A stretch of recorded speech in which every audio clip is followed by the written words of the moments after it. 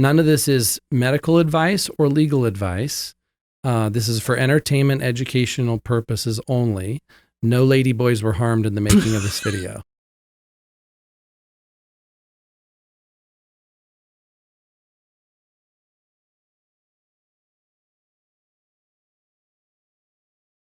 No, then we won't be able to take back all this stuff, right? No, we can't take anything all back the controversial stuff.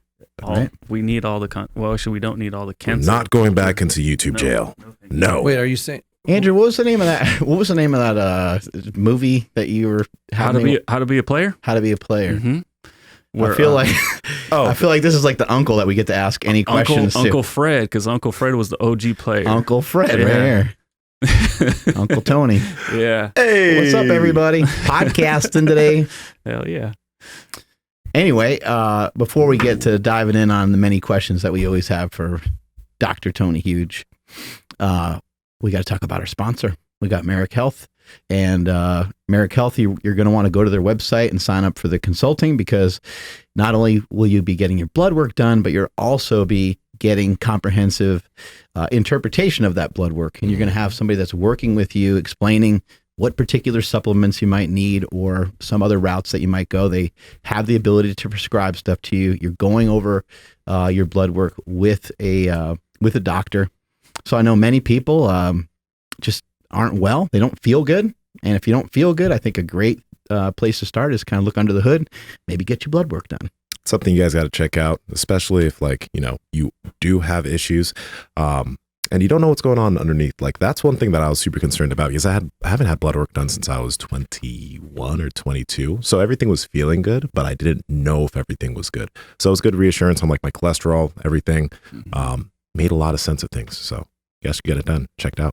Yeah, and the thing that I really like about Merrick is like they have some like a patient care coordinator that can help decipher the stuff. So back when me and Tony were hanging out a lot more, I had him, that I could show him my labs, and he was very knowledgeable. But not everybody has a Tony Huge in their back pocket. So thankfully we have Merrick, and they're just, they're the premium telehealth TRT clinic. They have the absolute best stuff. Mark was going to them before we ever started working with them, so that should tell you enough. And so if you guys do want to take advantage of Merrick Health, you guys can head over to merrickhealth.com. So that's MEREK health.com. They have tons of panels for literally everything. And the cool thing is when you use promo code PowerProject15, you get 15% off all of those panels. But let's just say you don't know where to start. We also got your back for that. So you can head over to merrickhealth.com/powerproject, and you'll see the Power Project panel that has 26 different labs, everything you're going to want to know about everything, literally everything: testosterone, estrogen, prolactin, your T3, thyroid, all that good stuff. There are female panels too. Yes, thank you, Nsima. That's right, because I did see the question that had come in on a comment a couple of videos ago, and yes, they do treat females. And this panel, they also have a female panel, and this package also comes with a consult with your patient care coordinator and a written report, so you have everything, kind of written out real easy for you. Again, that's at merrickhealth.com/powerproject. Use promo code PowerProject for $101 off of that. Links to everything we just talked about just now down in the description, as well as the podcast show notes. Tony, you and your crew, that's kind of all you guys talk about, right? Is blood work. A lot of times you guys are talking about like what happens when you take, this particular thing, or when you take this particular supplement. Does it actually do anything? You've been getting your blood work done for what, a decade, maybe more? Yeah, I do a lot of experimentation on myself of underground chemistry. So I've got to do the blood work so I know what it's doing. There's a lot of people that don't do it, though. There's a lot of people that will take performance enhancing drugs, and they just kind of are just going about it whatever way. And some people just with rec drugs too, recreational things. They're just maybe not sure of what's going on. So it's great. Most human diseases, they accumulate over time. And if you catch them early, they're easy to treat. Yep. But if you wait too long, sometimes it's too late. I mean, cancer is the best example, right? If you catch cancer early, there's usually a lot of things you can do to prevent it.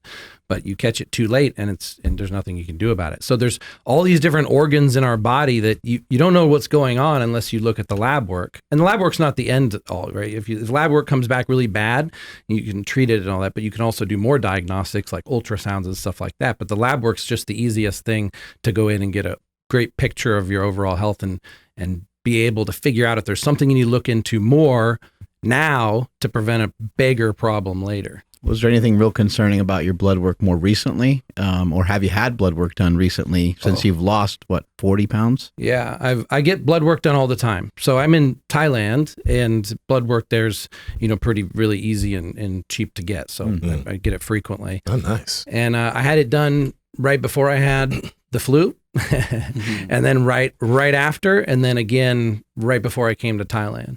So I had a pretty comprehensive lab work, and I could see, before I had really bad cholesterol, and my liver enzymes were always elevated. And then after Rona, now my most recent blood work, okay, there's some really bad things, like a lot of clotting and inflammation.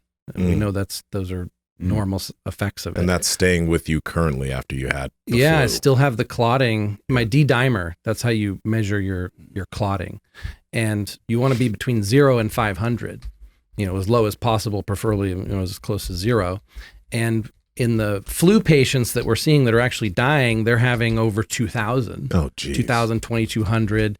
And I've got 2,500 right afterwards. So mine was just absolutely extreme. That means I have blood clots all over my body that at any one time, one could dislodge and give me a stroke, give me a heart attack, block the blood flow to my lungs, and pulmonary embolism, all kinds of things. Do you think that this is maybe a little extra concern, with the pandemic, with the virus that's swirling around?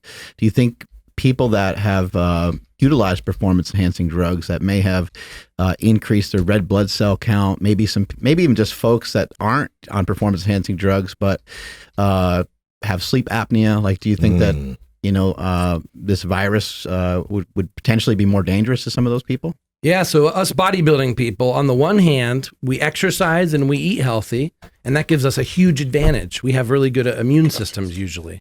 We're usually aware of nutrient deficiencies, and our bodies are much healthier than the average individual. But we're at a bit of a disadvantage when it comes to this specific virus because we have thicker blood if we're using these compounds, like you said. I have higher platelets. The more platelets are what clot when you get a cut or something, and if the more platelets you have, the more you're going to clot, the faster you're going to clot. And I have high platelets, so I'm prone to blood clots. And this virus actually causes blood clots. So now you have two major factors. Like being a bodybuilder, you're already predisposed to blood clots, and then this virus causes blood clots. So bodybuilders are at a disadvantage there. So but balance that against the healthfulness of fitness and exercise and the diet we do, and maybe it washes out to be what a normal But for me specifically, my D-dimer being so elevated, that could have killed me. I was very close to dying from this, but a lot of people, and thank goodness someone told me, they die afterwards because the blood clots form and then they dislodge, and later they have a heart attack or something. So people are dying 3 weeks after they've recovered. This makes me really curious because can you, for bodybuilders that do take stuff and they do have thicker blood because of the compounds that they take, a lot of individuals, they might do dieting and stuff, but a lot of them, like, they don't do a lot of cardiovascular work. They just train a lot. And this could be something that they need to pay attention to or do certain things to mitigate any type of damage that would happen if they ended up getting the flu. So what should they be doing or paying attention to? Because who was it that we had on that talked about fatty liver disease in bodybuilders who use shit? Vigorous Steve. Yeah, Vigorous Steve. He was talking about like how a lot of them have fatty liver disease and they don't even realize it until they do get some blood work done. So what can they do to just make sure that they can mitigate anything that happens if they do end up getting the flu? So it's always been a big debate over whether you should take a baby aspirin every day or not. And I think most people feel like taking a baby aspirin every day is a good thing. And I think most doctors are on board with that as well. I think before, either way, I think it's helpful, but now I think it's almost necessary.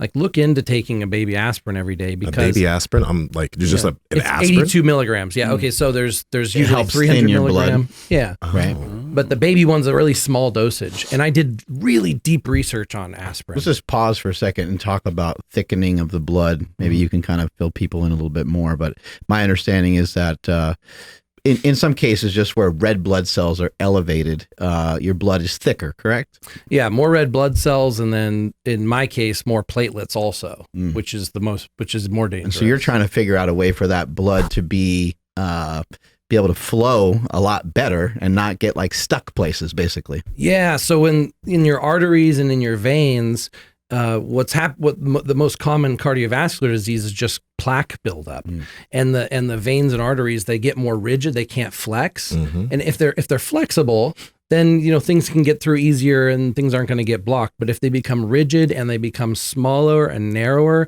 then the smaller the clot it's going to take to block it. And when you get that blocked, your blood gets backed up and you don't get blood to a specific organ. Like if you don't get blood to your brain, you have a stroke, or you have a heart attack, your lungs. Thick blood going on, along with drinking caffeine and pre-workout and clenbuterol and things that people utilize. So you got thick blood that's trying to circulate fast. And your body's like, hey, man, I can only pump the sludge around so much. Right. And aspirin thins the blood, basically. It prevents clotting more than anything. Yeah. But there's also blood thinners. I'm on blood thinners right now. I'm cycling between 3 different common blood thinners that people with heart disease oftentimes take. And I'll stay on those until my D-dimer score till my blood work proves that the clots are gone. Yeah. But this is going to be a huge concern for bodybuilders. I mean, I think you're going to see a lot more heart attacks and blood clotting disorders now that the virus is here. And of course, bodybuilders having been using these compounds, making their blood thicker or making their arteries less flexible. And we're going to see a lot more heart disease. Did you get vaccinated?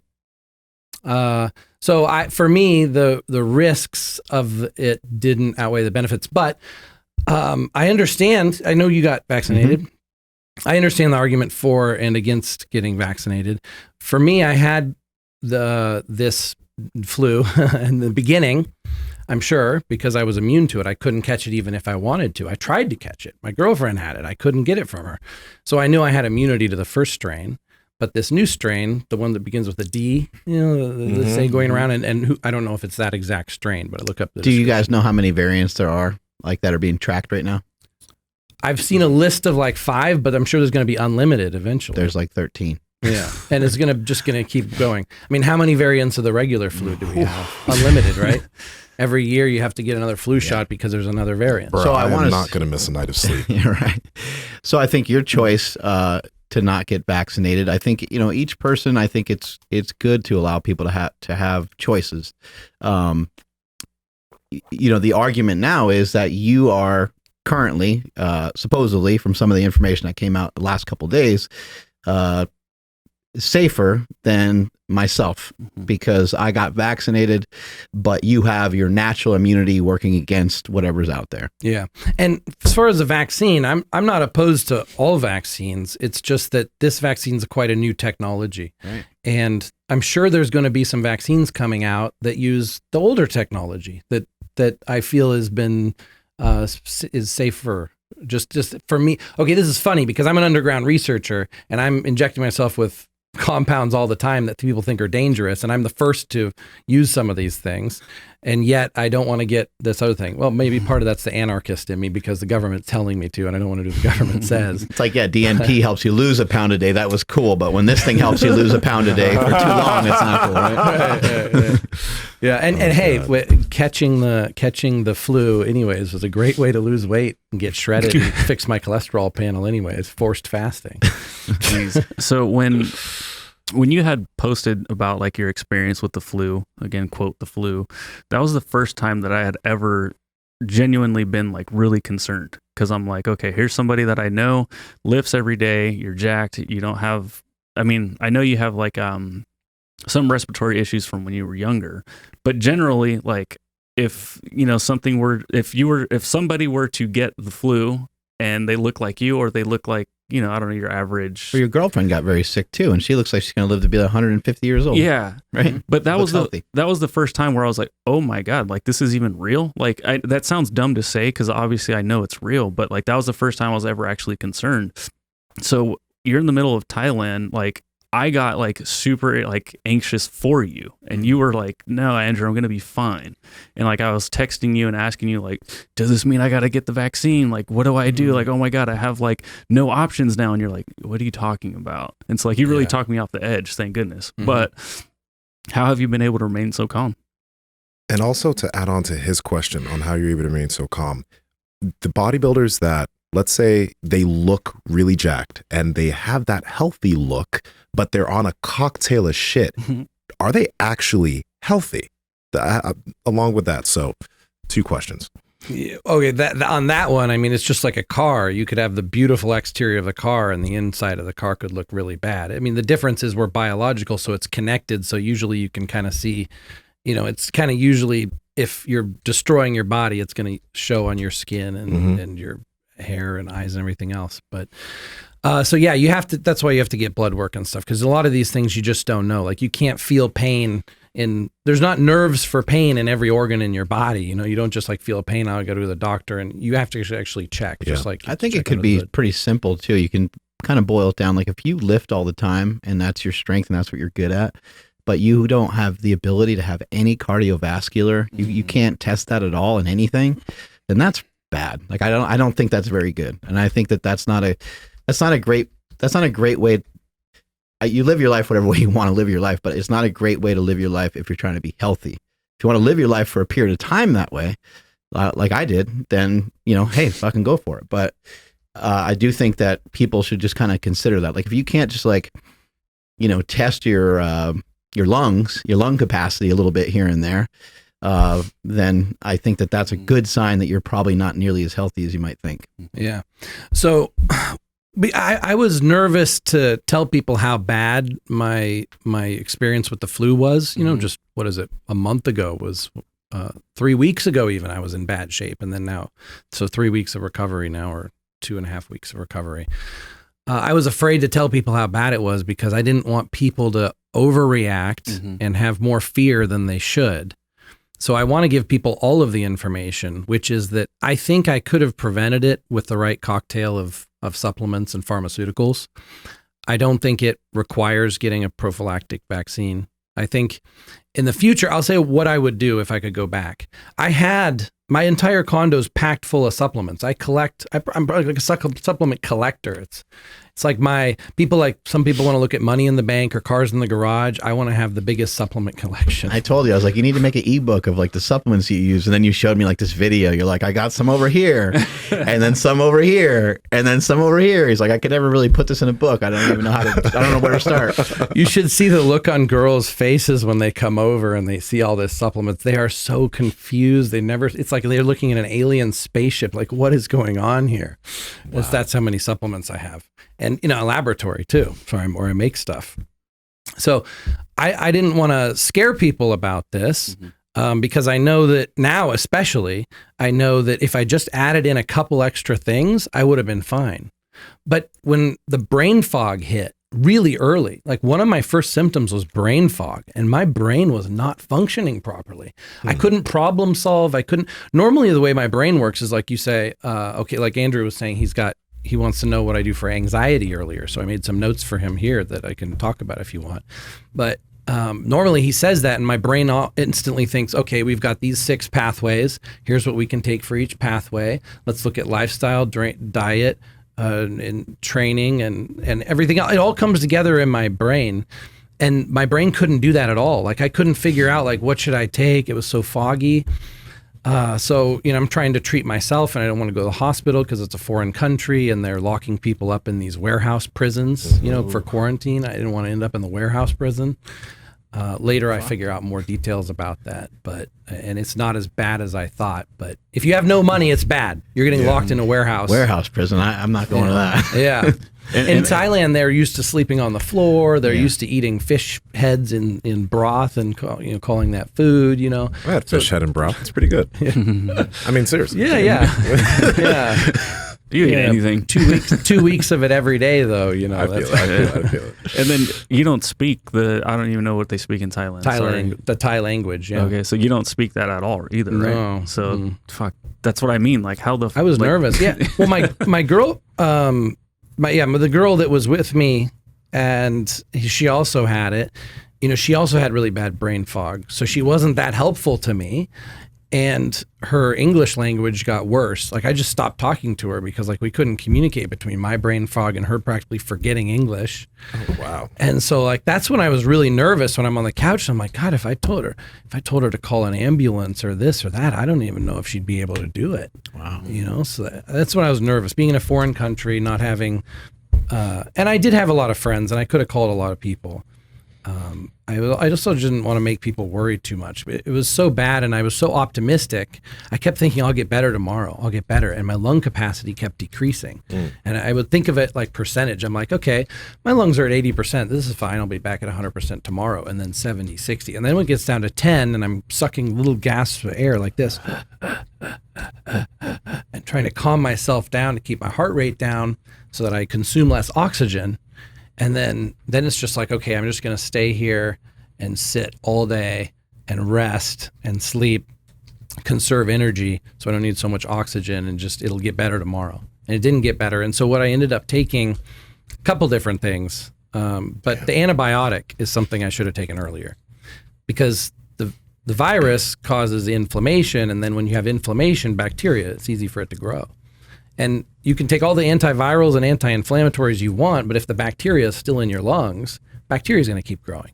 So that's why you have to address each pathway. That way, that's the reason why the best treatment is to take an antiviral, an anti-inflammatory, an anti-blood clot or blood thinner, and an antibiotic.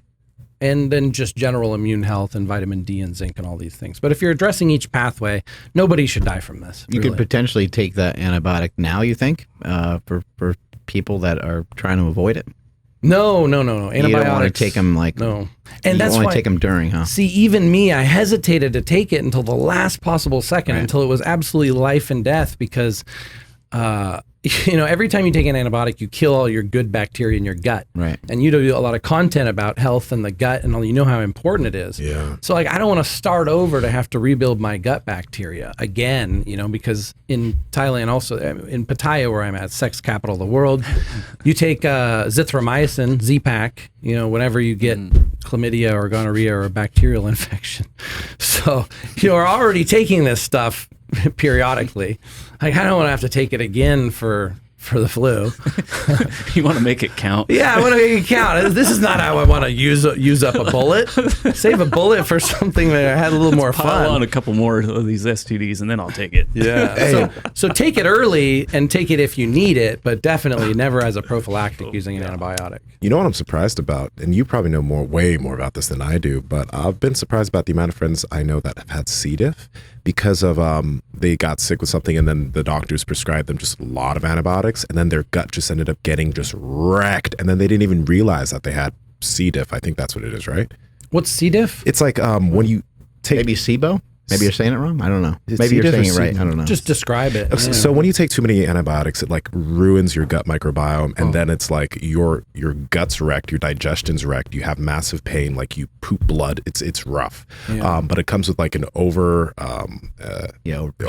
prescription of antibiotics. Yeah. And I had a few friends that have had that recently, and it wasn't the C. diff. I think it's C. diff. If you could look at, I think C. diff is just a panel that you can get done. Okay. I believe. God, you might be what the talking fuck is about this called? SIBO. SIBO? I think it is called SIBO. I think so SIBO? too. Okay, it could be. Yeah, it's probably SIBO. Hopefully, I'm just People are maybe look it up. listening. But We're driving them crazy. Yeah, look up overprescription of antibiotics. Okay, but it's I will. like when you have like when you take too many, it's like your Yeah. gut just gets wrecked, and like they were wrecked for weeks because whatever they had, they just took too many antibiotics, so it sucks. So my mom had that, and she got really ill, Yeah. and finally figured out that she needed probiotics, and she took a bunch of probiotics, and that's what ended up recovering her.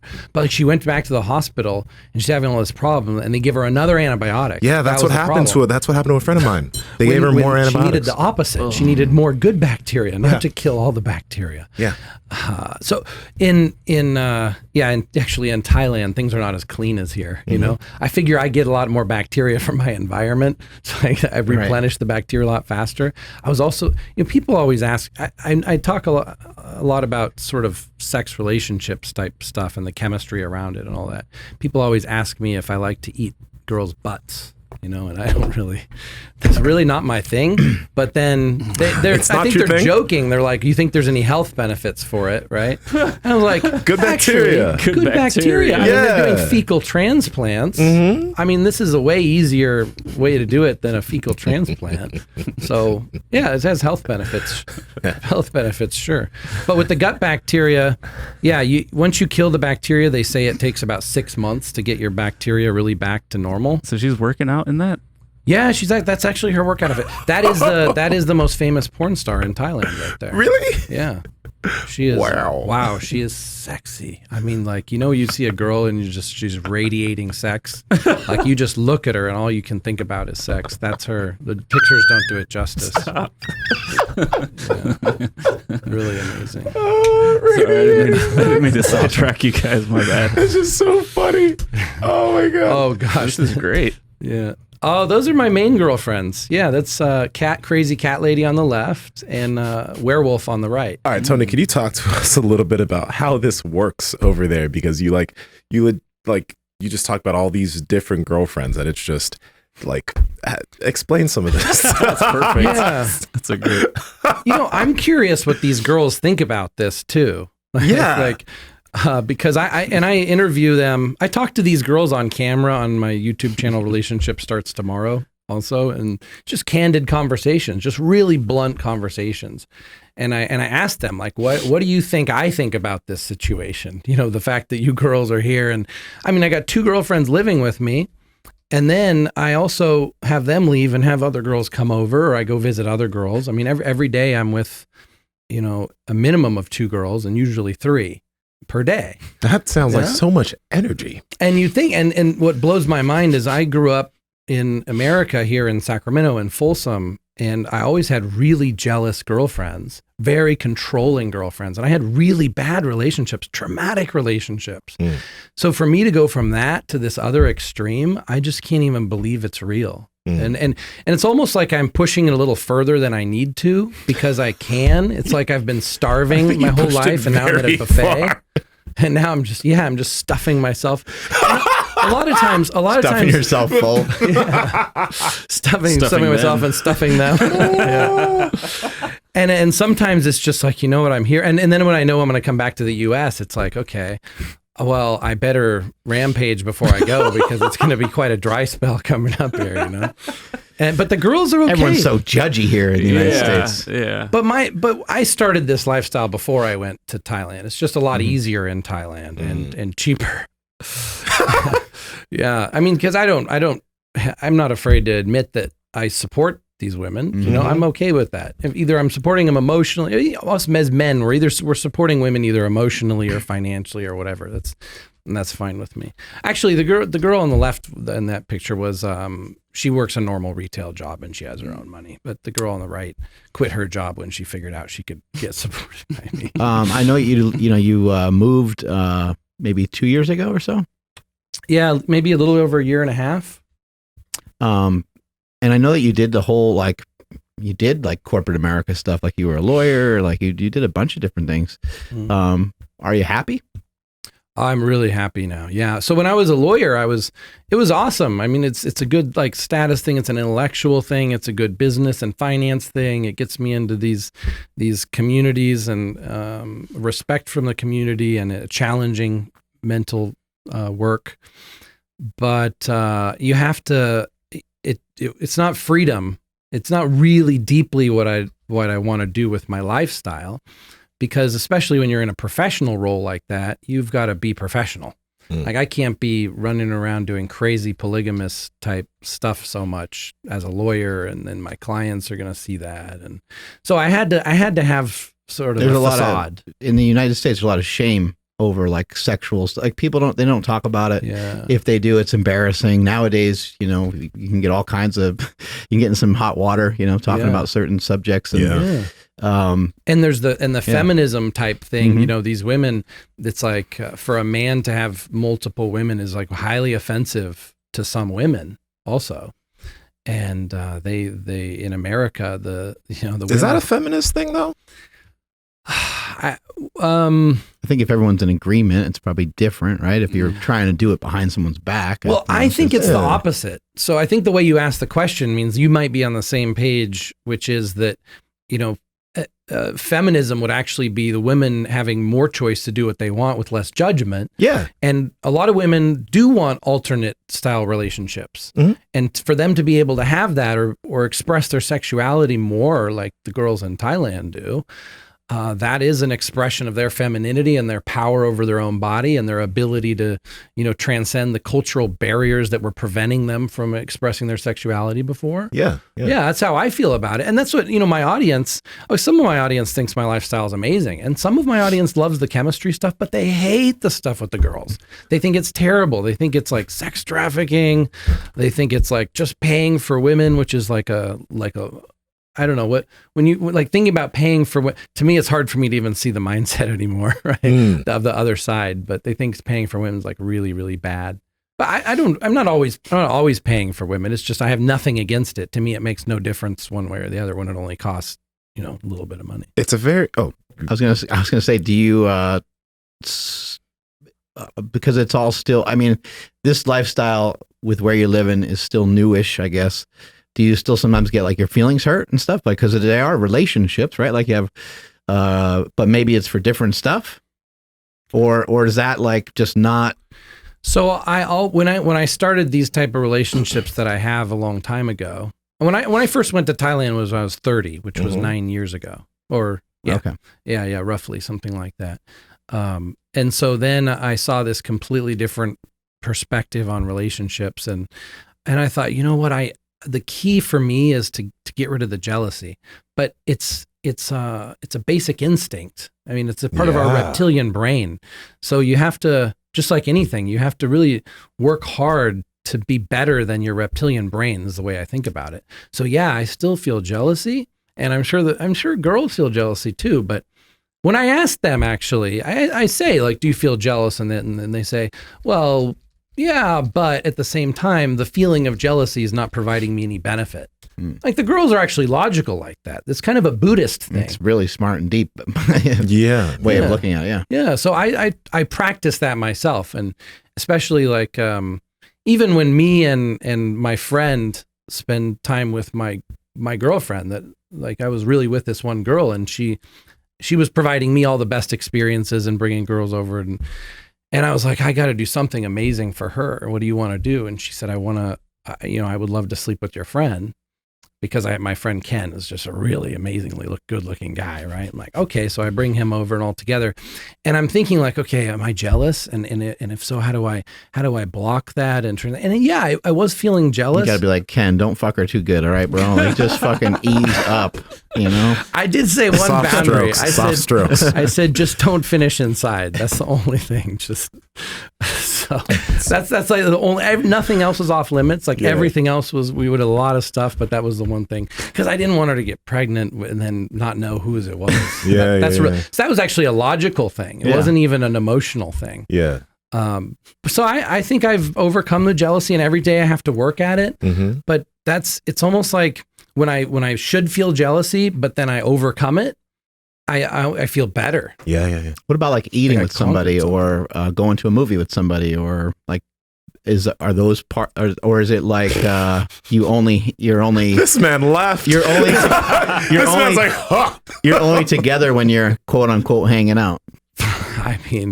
The funny thing is, I'm the one who wants to date. I miss American dating. Like, hey, let's go see a movie and all that. And basically the girl's response is, they won't say it exactly, this, I'll paraphrase it to save time, is, why would we go see a movie when we can just have sex?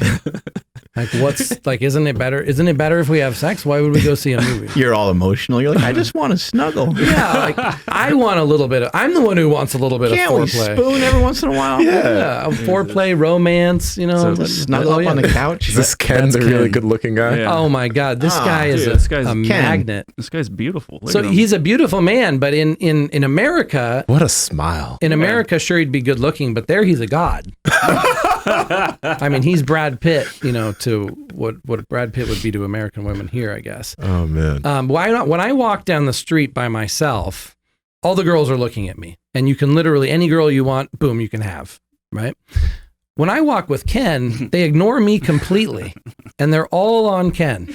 I've had I bullshit. remember, yeah, I had this one time. This girl's riding by in her with scooter Ken right now. Yeah. So, but you know, he didn't look like that. He didn't always look like that. Talk about a transformation. Oh, where? This guy was like you helped him out, and then he took all your girls. I'm just I basically get the scraps. What now. was your story? You're on a scooter or something, you said? The most extreme example is this girl's on a scooter. She drives by. She almost gets in an accident staring at him. And she pulls over and she's like trying to get with him and ignoring me completely. Like if I even say anything, she's not even acknowledging my existence. Wow. Yeah, which is kind of how I feel in America.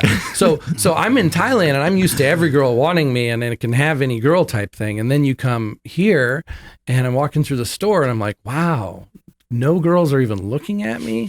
Like there's no, and I'm thinking like, can I even visualize just going up to a girl and taking her home right now? Just tap a girl on the shoulder randomly, say, am I ugly? No. But I don't think it's like, different in America. It's not like no matter how good you look, that doesn't mean that you can just have anything you want in America, you know?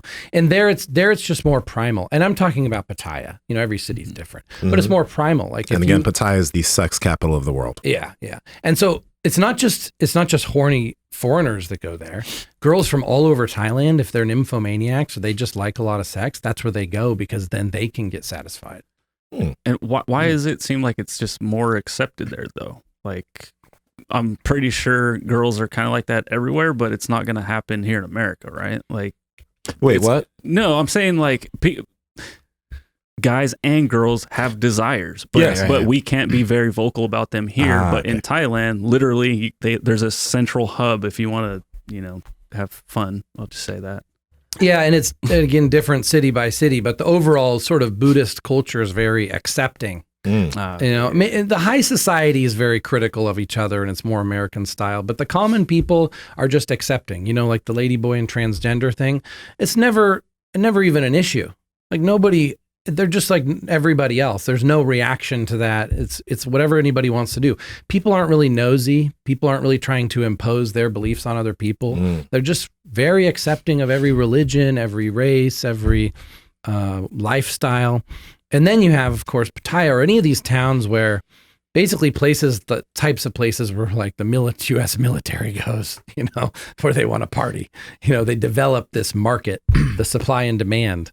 So the demand for this, when, you know, foreigners go to certain places or American military men especially go to certain places, there's the demand and then the supply follows. You know, then girls realize, wow, there's rich guys, well, because to them we are rich guys and with a lot of money here that are willing to spend it on me.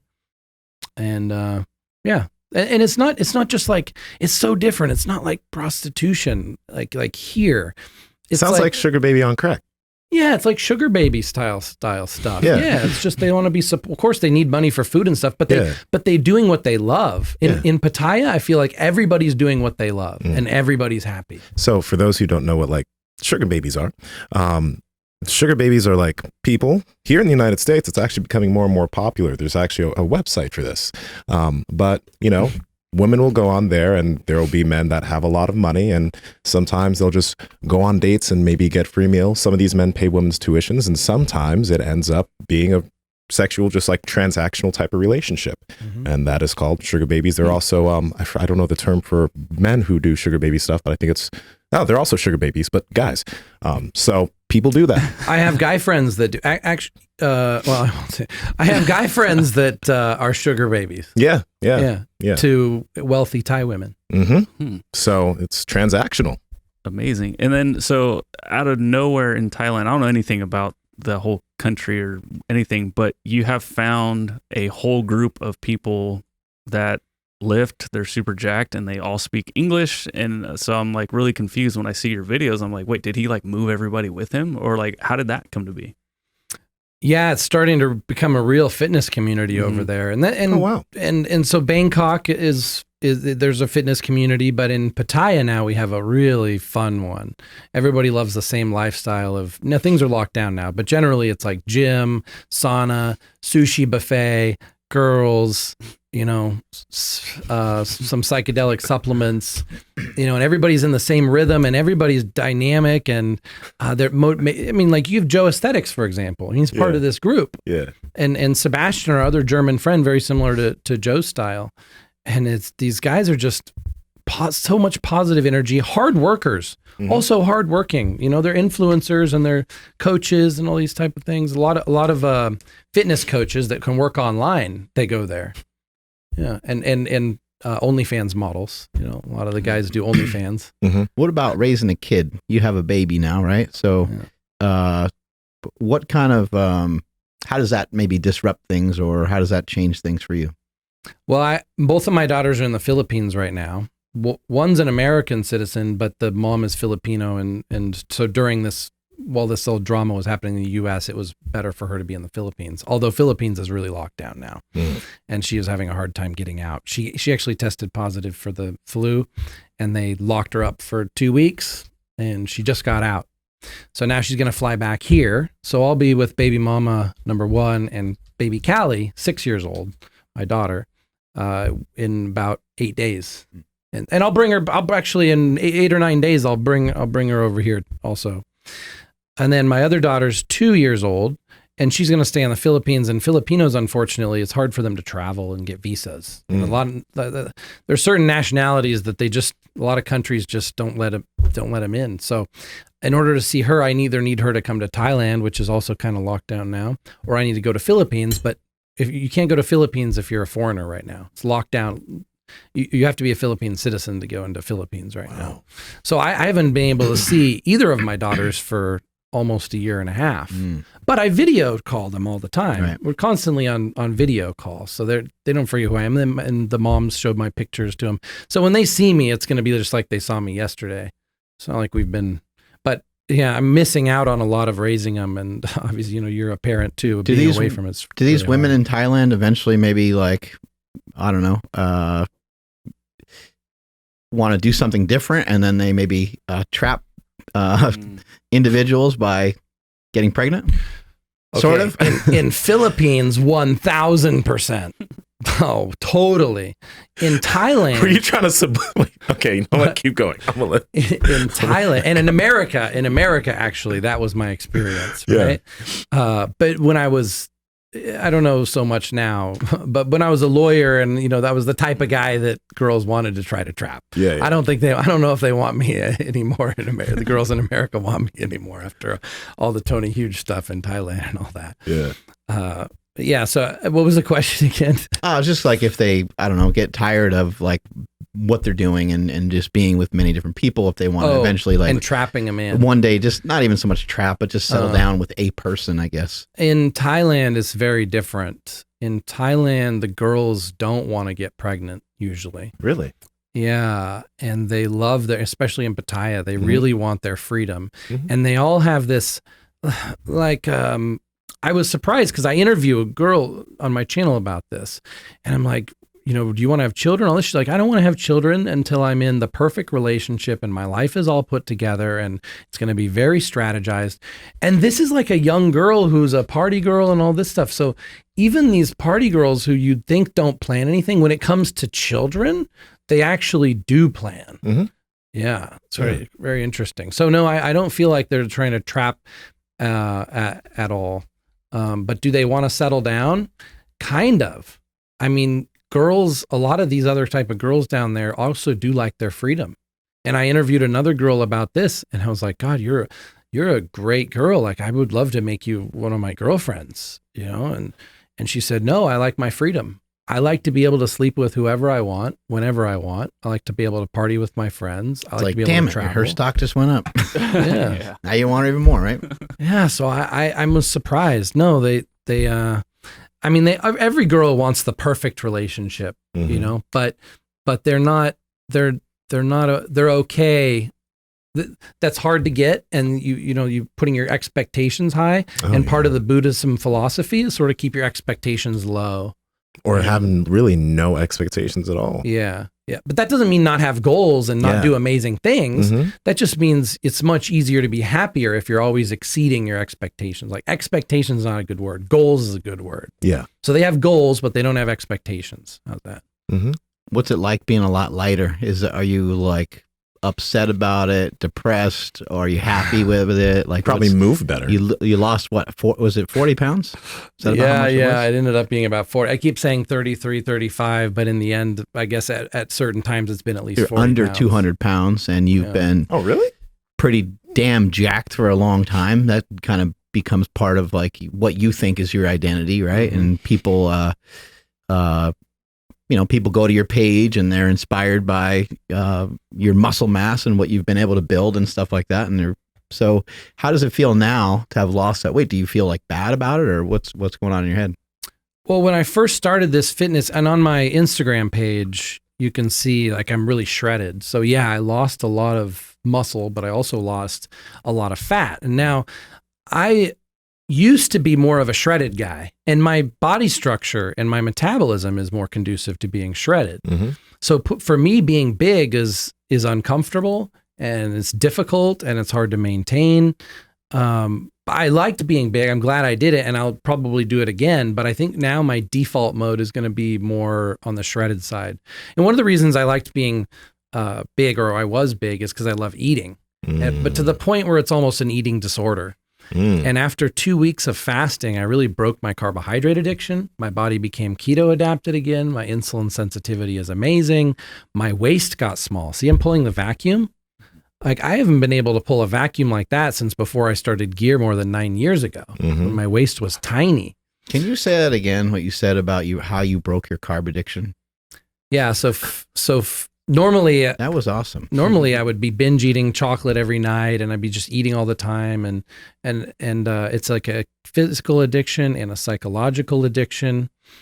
And you weren't a fan of fasting, I don't believe, before, right? It was, it's the type of thing where I have a fast metabolism. If I don't eat, it's like, oh my God, my stomach, I need to eat. My stomach's eating itself. Oh my God, I'm losing muscle. I'm going catabolic. I need to eat every so often, And so after fasting, it's like, wow, this is okay. Actually, I feel good. And yeah, okay, I didn't feel good at the time, but afterwards, because I was sick at the time, but afterwards, being lighter and then being in a ketogenic state. And even though I had the brain fog, like this energy was coming back to my brain that I forgot what that feels like when you're in keto for a while. So, now I'm gaining weight and I'm eating more food. And even that just slight amount, I'm starting to feel the energy level decrease again. So like, oh, okay, I need to incorporate fasting, maybe even just 1 day per week. Yeah. A detox. I mean, I know there's more benefits if you go 48 hours or 72 hours, but even just 1 day a week, a nice reset, especially to keep the waist small, because my waist kept getting bigger because my digestive system never got a break. Yeah. It's interesting. Like it was very self-aware when you'd mentioned like you had an addiction to eating so much it was almost at the level of an eating disorder. What do you mean like by that? Do you mean that you were just eating so much and you would just engorge yourself even when you knew you were full? You would keep eating and that was a consistent thing? What do you mean? Yeah, and this is my mom's fault. I'm full and she wants me to still finish the broccoli on my plate type thing. Like there's that in the back of my head. Like I have to finish my food. And in America, the portion sizes are so huge, it's ridiculous. You should almost never go out to a restaurant and eat the whole meal. You should eat half the meal and then bring the other half home, really. All right. Unless you're intermittent fasting, maybe, right? And you need all the calories within a short period of time. Yeah. So, and then the problem is with your blood sugar, if your body gets used to running on sugar and then you don't have sugar, it's like you constantly need to be putting in sugar or you crash. So that's why it's just like a drug. Sugar is just like a drug in so many ways. Yeah, so I would at nighttime especially. This is why I know it's an addiction, because like like you're chasing the pleasure of it, the pleasure of eating, but like you eat a cookie, you tell yourself you're going to eat one cookie and that's your treat and that's going to bring you pleasure, but it doesn't really bring you pleasure. It just makes you want another cookie and then another cookie, and you never really scratch that itch. And that's what would happen to me every night. And now I don't have those cravings the same. I still need to eat carbs at night because for some reason I think it increases serotonin and helps me sleep. Yeah. But it's not like an addiction before. And chocolate was my weakness. I would eat a lot of chocolate every night. And now like chocolate isn't that appealing. hot chocolate and stuff like that is, but like chewing the chocolate, it's like the sugar almost tastes toxic on my tongue. You know, the experience, like you don't realize how sweet and how much sugar it's too sweet after you don't have it for a while. Yes. So that's where I'm at still right now. And it's wonderful because now I can diet. Now I can intermittent fast without the addiction. Like diet and fitness becomes so much easier. Yeah. Sometimes I think people are trying to fill in some holes that they have in their life, and they're trying to seek pleasure, you know, in places that you're never going to really get fulfilled from. You think that you think it's going to be fulfilling. It seems like a great idea to go into the cupboard and smash whatever cereals in there or whatever. But in the end, it almost always makes you feel worse, especially if you had goals to be in better shape. And you're like, why did I do that? I shouldn't do that. And you're beating yourself up over it. So you've done the keto carnivore for so long now. So you don't have any sugar addiction, and you must be very sensitive to sweet now, right? Every day is still hard for me from a food perspective. In some degree, a little extra challenging here and there, just because, you know, this sweet tooth of mine was developed at a very, very young age. So I have to fight my food a little bit almost every day. But the choice to not eat, like to just not have a decision to make at all, and just say I'm not eating for this amount of time, that has been the single most helpful thing to me personally, because if I'm left to make decisions, then I'm going to probably make the wrong ones, or even just sometimes when I go to eat, it's like an amplifier, and I'm like, okay, now it's time to eat, and I want to keep eating and keep eating. I've also noticed through fasting some interesting cues. If I fill myself up with food, that's great. I get myself to a point where I'm no longer hungry. That's a good spot to be in. Almost to a point where, yeah, it'd be uncomfortable if I tried to like go on a run or something, you know, after I eat. But if I really truly stuff myself, which I actually really love to do, that's a cue for me to continue to eat even more. And that's when my mind starts to go haywire. And that's when I find myself making bad decisions with my food. So I have to be, you know, I got to treat myself. I got to treat myself like a gremlin every single day. I need lots of fucking rules. Otherwise, bad shit's going to happen. That rule about that you talked on your last podcast about not eating out, only eating at home. I think the guy on your podcast said, "Oh, that's a good one," because that's when you get in trouble is when you eat out. You cannot control, and you eat too much, and the portions are too big, and the food is addicting. And once you start, flavors. You can't stop. Yeah, you know, just setting that rule, and wow, you save a lot of money. Oh my gosh, I went to sushi the other night here when I first got here, and it was $50.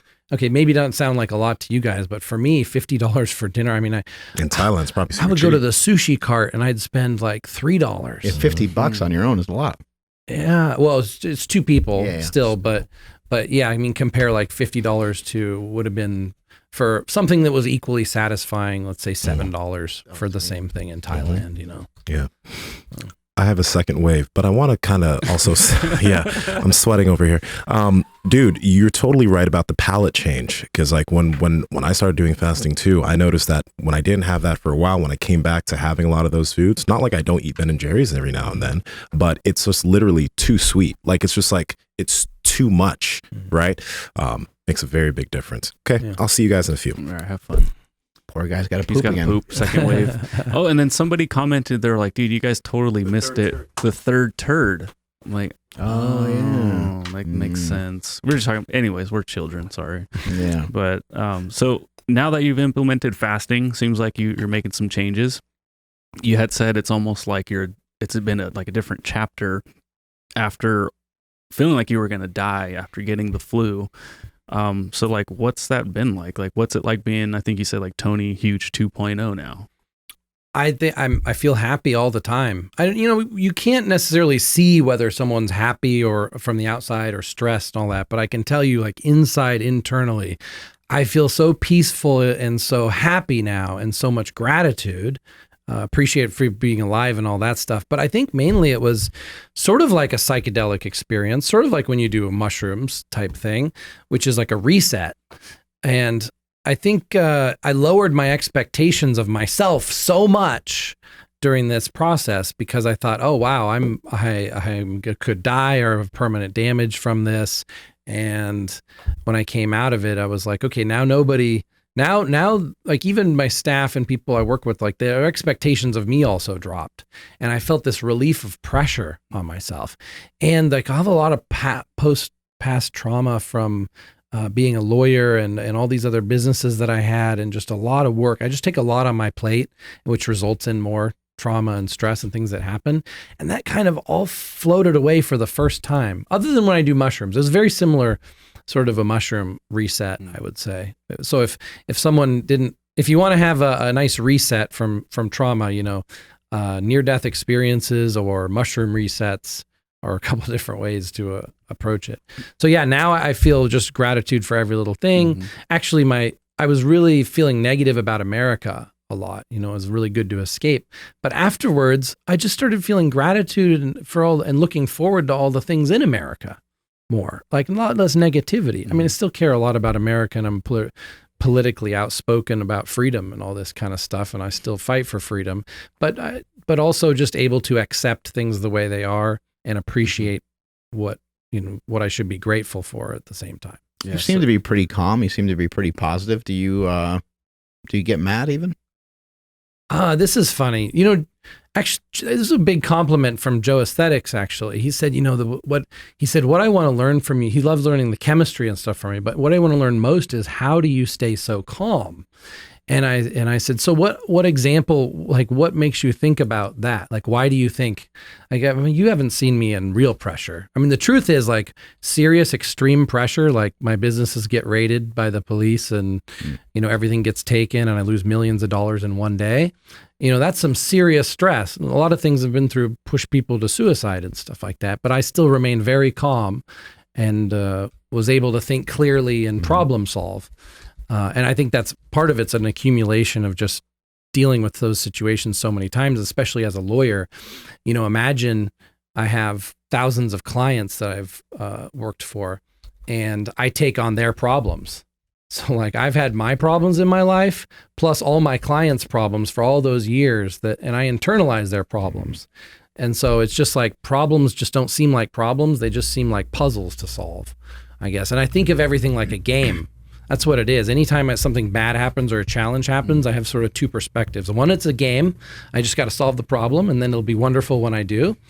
And the other one is, actually, I think of all of life as a game. It's sort of like, imagine, sometimes this is how I think about it. Like we're aliens that are in a virtual reality simulation that we paid a lot of money to have this a human experience. And we're all going to die and go back, and then the game's over. But it's just a game, right? But that doesn't mean I don't take it serious. I want to win the game. It's like, yeah, Tony, what do you think about this part when we inserted those police officers and they raided your business? What do you think? What do you think of that part? And you'd be like, oh, you guys got me on that one, motherfucker. Like, I was really stressed on that one. That's when the simulation got too serious. Yeah. Yeah. Oh, so Joe used the example of when another friend, Conrad, Fat Guys Who Lift, was Fat Guys Who Lift? That was his name. He was an influencer, but he closed everything down. He'll restart it again in the future. I think he lifted here. Yes, exactly. Yeah, good personality. Yeah. He'll come down and visit too when I come back. He spilled hot oil on me at a barbecue buffet, and it actually I still have scars on me from it. On and purpose? Blisters and everything. No, he put the butter in, and then he put the meat on, and he kind of threw it on, and it splashed the oil on me. So it burned holes in my clothing, and I had scars and all this stuff. But I stayed completely calm. I had no emotional reaction whatsoever. And Joe was like, I remember him looking at me at the time, everybody at the table looking at me like, how can you not be mad or overreact or go to the bathroom or take a moment? Just totally cool. Right. Because I just didn't, it's a stoic, like, I don't see the benefit of getting upset, basically. So why get upset? It's not emotional helpful. Control. I think you've talked about this before, but like, I think you, and we mentioned it on a couple of podcasts, but I do find it fascinating that you learned a lot of this stuff, I think, from drives with your dad, right? And you guys, he would play like self-help stuff, which a lot of people think a lot of times is silly, but there a lot of stuff from Tony Robbins and a lot of these people, there's a lot of merit to some of the things they say. Yeah, and I think what happens is if you listen to it at a young age, it becomes sort of built into your personality. But if you listen to it later, you have to actually practice it. You have to you have to refresh your memory on it. So yes, I think all of these type of self-help tapes and stuff make a huge difference. But I think when you're older, you can't just listen to it and let it sit in the back of your head. You actually have to practice these things. Whereas it's kind of, in me, it's kind of built in. And the other thing is the Buddhist philosophy, right? Worry about things you can change and don't put stress on the things you can't change. So those are the different perspectives I come at things from, and why I don't get rattled. Don't worry about either one of them, right? Don't worry about anything. Yeah, I guess. I mean, the things that you can't control, it doesn't appear there's really anything you can do. Yeah. Other than not overreact would be helpful, so that you're not stressed. Yeah. And the things that you can control, you'll do the best you can with them. You'll get to them when you can get to them. You'll try to problem solve, like you said, find the pieces of the puzzle, and maybe you're not going to find them right away. So these are all psychological tools and perspectives, but there's also the chemistry side. Like you could have your brain chemistry be off, and you could be worrying and upset and anxious and stressed all the time for no reason. It doesn't even matter what's going on in your environment. Could be something very small. And there's a lot of people in that situation too that need to fix their brain chemistry. They're stuck. Or even hormones and stuff like that too, right? Yeah, hormones, exactly. Like low testosterone. Look at how many people are depressed from low testosterone, and their main doctors still aren't treating them properly with the testosterone. Instead, they're giving them, drugs that are addicting, and they have built a tolerance to. And, And if there's anything we've learned, that's like testosterone can help with effort and putting things into action. Because what you were mentioning about the self-help thing, a lot of people will read a lot of these books, and there's a lot of amazing things, a lot of amazing practices in a majority of these books. But the big thing is like a lot of people then just don't take action on it. So they get caught in this self-help cycle where they have a big library of self-help books, but they've never taken action on a single thing that's come from it. Yeah. So this is a good example of take a modafinil or an Adderall or something like this that gives you not just the focus and increased mental abilities, but also the motivation. And then you feel like you're moving forward fast and you're doing so much stuff. I think my mom said this, a rolling stone doesn't grow moss or something. This is a common saying. Am I saying it right? Yeah, you're saying it right. Yeah, you're staying in motion. You're being proactive. Yeah. If you're staying in motion, like you don't get bottlenecked and stifled, you just keep moving forward, and then you're not so worried about all the little stuff that's behind you. Yeah. Like by the time something hits you, you're already going to be moving past that onto the next thing. So you're always moving forward faster than the bad stuff can catch up to you. But if you're just stagnant, either physically or mentally, or you get depressed or something. Like imagine, when you feel depressed and it just feels like the weight of the world just keeps stacking, and another bad thing happens and another bad thing happens. And the way to get out of it is you got to, if you're looking at a visual, you got to break through it and then keep that momentum and inertia, and all that bad stuff all of a sudden seems behind you, like you're an airplane that took off and the land is getting smaller and smaller. That's I actually think of it like this. If I do even feel a little bit of, like, I use tools like this. So the jealousy thing, if I feel jealousy, I use tools. Off the top of my head, I can't think of what they are, and this would take too long anyways. But if I also feel like depression or anxiety or things are just going badly, then I have these tools that I just explained also to help break through it. In addition to the chemistry, of course, which I'm more known for. Yeah, when you're in the right frame of mind, and a lot of things seem to be stacking up against you, or these things there's like big shit going on in your life that maybe you're interpreting as negative. When you're in a good mindset, all you do is like, boom, clap your hands together, rub them together, and be like, time to go to work. If you're not in a positive frame of mind, or you're already, your health is somehow compromised, either physically, like what happened to you, or even just emotionally or mentally, you're already kind of chipped away at. You think about your desire to go train at the end of the day when you already lifted really hard. Like let's just use like a deadlift or something. Let's say you had a really good deadlift session. During the deadlift session, felt great. You might have been excited coming into the gym. For some people, they're excited all week. They're like, that's my deadlift day. That's going to be sick. That you go in and deadlift, and then, 6 p.m. that night, or, whenever you're done with your training session, it's like, you don't have any desire to do that again. And could you go do that again? Sure, you could. But I think for some people, that is kind of what's going on. They're already beat up from a lot of what's going on in their life. Maybe they don't have a lot of love. Maybe they feel lonely. There's just like so many things that can kind of already have you like at this kind of lower frequency. And then for you to get to be to a point where you're like, I just ain't going to worry about it. It's just, it can be very difficult and challenging for people, I think, at sometimes. So I think of this like the Maslow's hierarchy of needs, and on the bottom you gotta have food and safety, and you work your way up to love and romance, and then transcend to helping other people and spirituality and stuff like that, I suppose. Yeah, if you're missing one of the basic necessities, then, trying all this other stuff isn't going to help it. You got to figure out like what the source is, the food and love, I think, and friendship and support and community connection is one that I think is missing from a lot of people, especially when there's the sort of divide and conquer. Love is huge. Thing. You're mentioning jealousy. I mean, I think the kind of like inverse or the other side of jealousy is like you somehow feel unloved because this other person is now getting attention, and that's not true. Yeah. So if I like when I share my girlfriend with Ken, for example, one of the ways I get around the jealousy is I'm like, you know what? If I really love her, then I'm gonna love to see her happy. Her happiness is my happiness. Yeah. Goddamn. And how you doing? You're happy? She's like, yep. But then imagine then knowing. Yeah. I didn't want you to be that happy and excited. Then knowing also what she wants. Like, let's say, okay, she does tell me, and that hurts my feelings that she wants to be with Ken. But then I know in the back of my head that that's something that she wants that I'm not giving her. That would actually, I just said yes instantly, but it would kind of eat away at me like, you know what?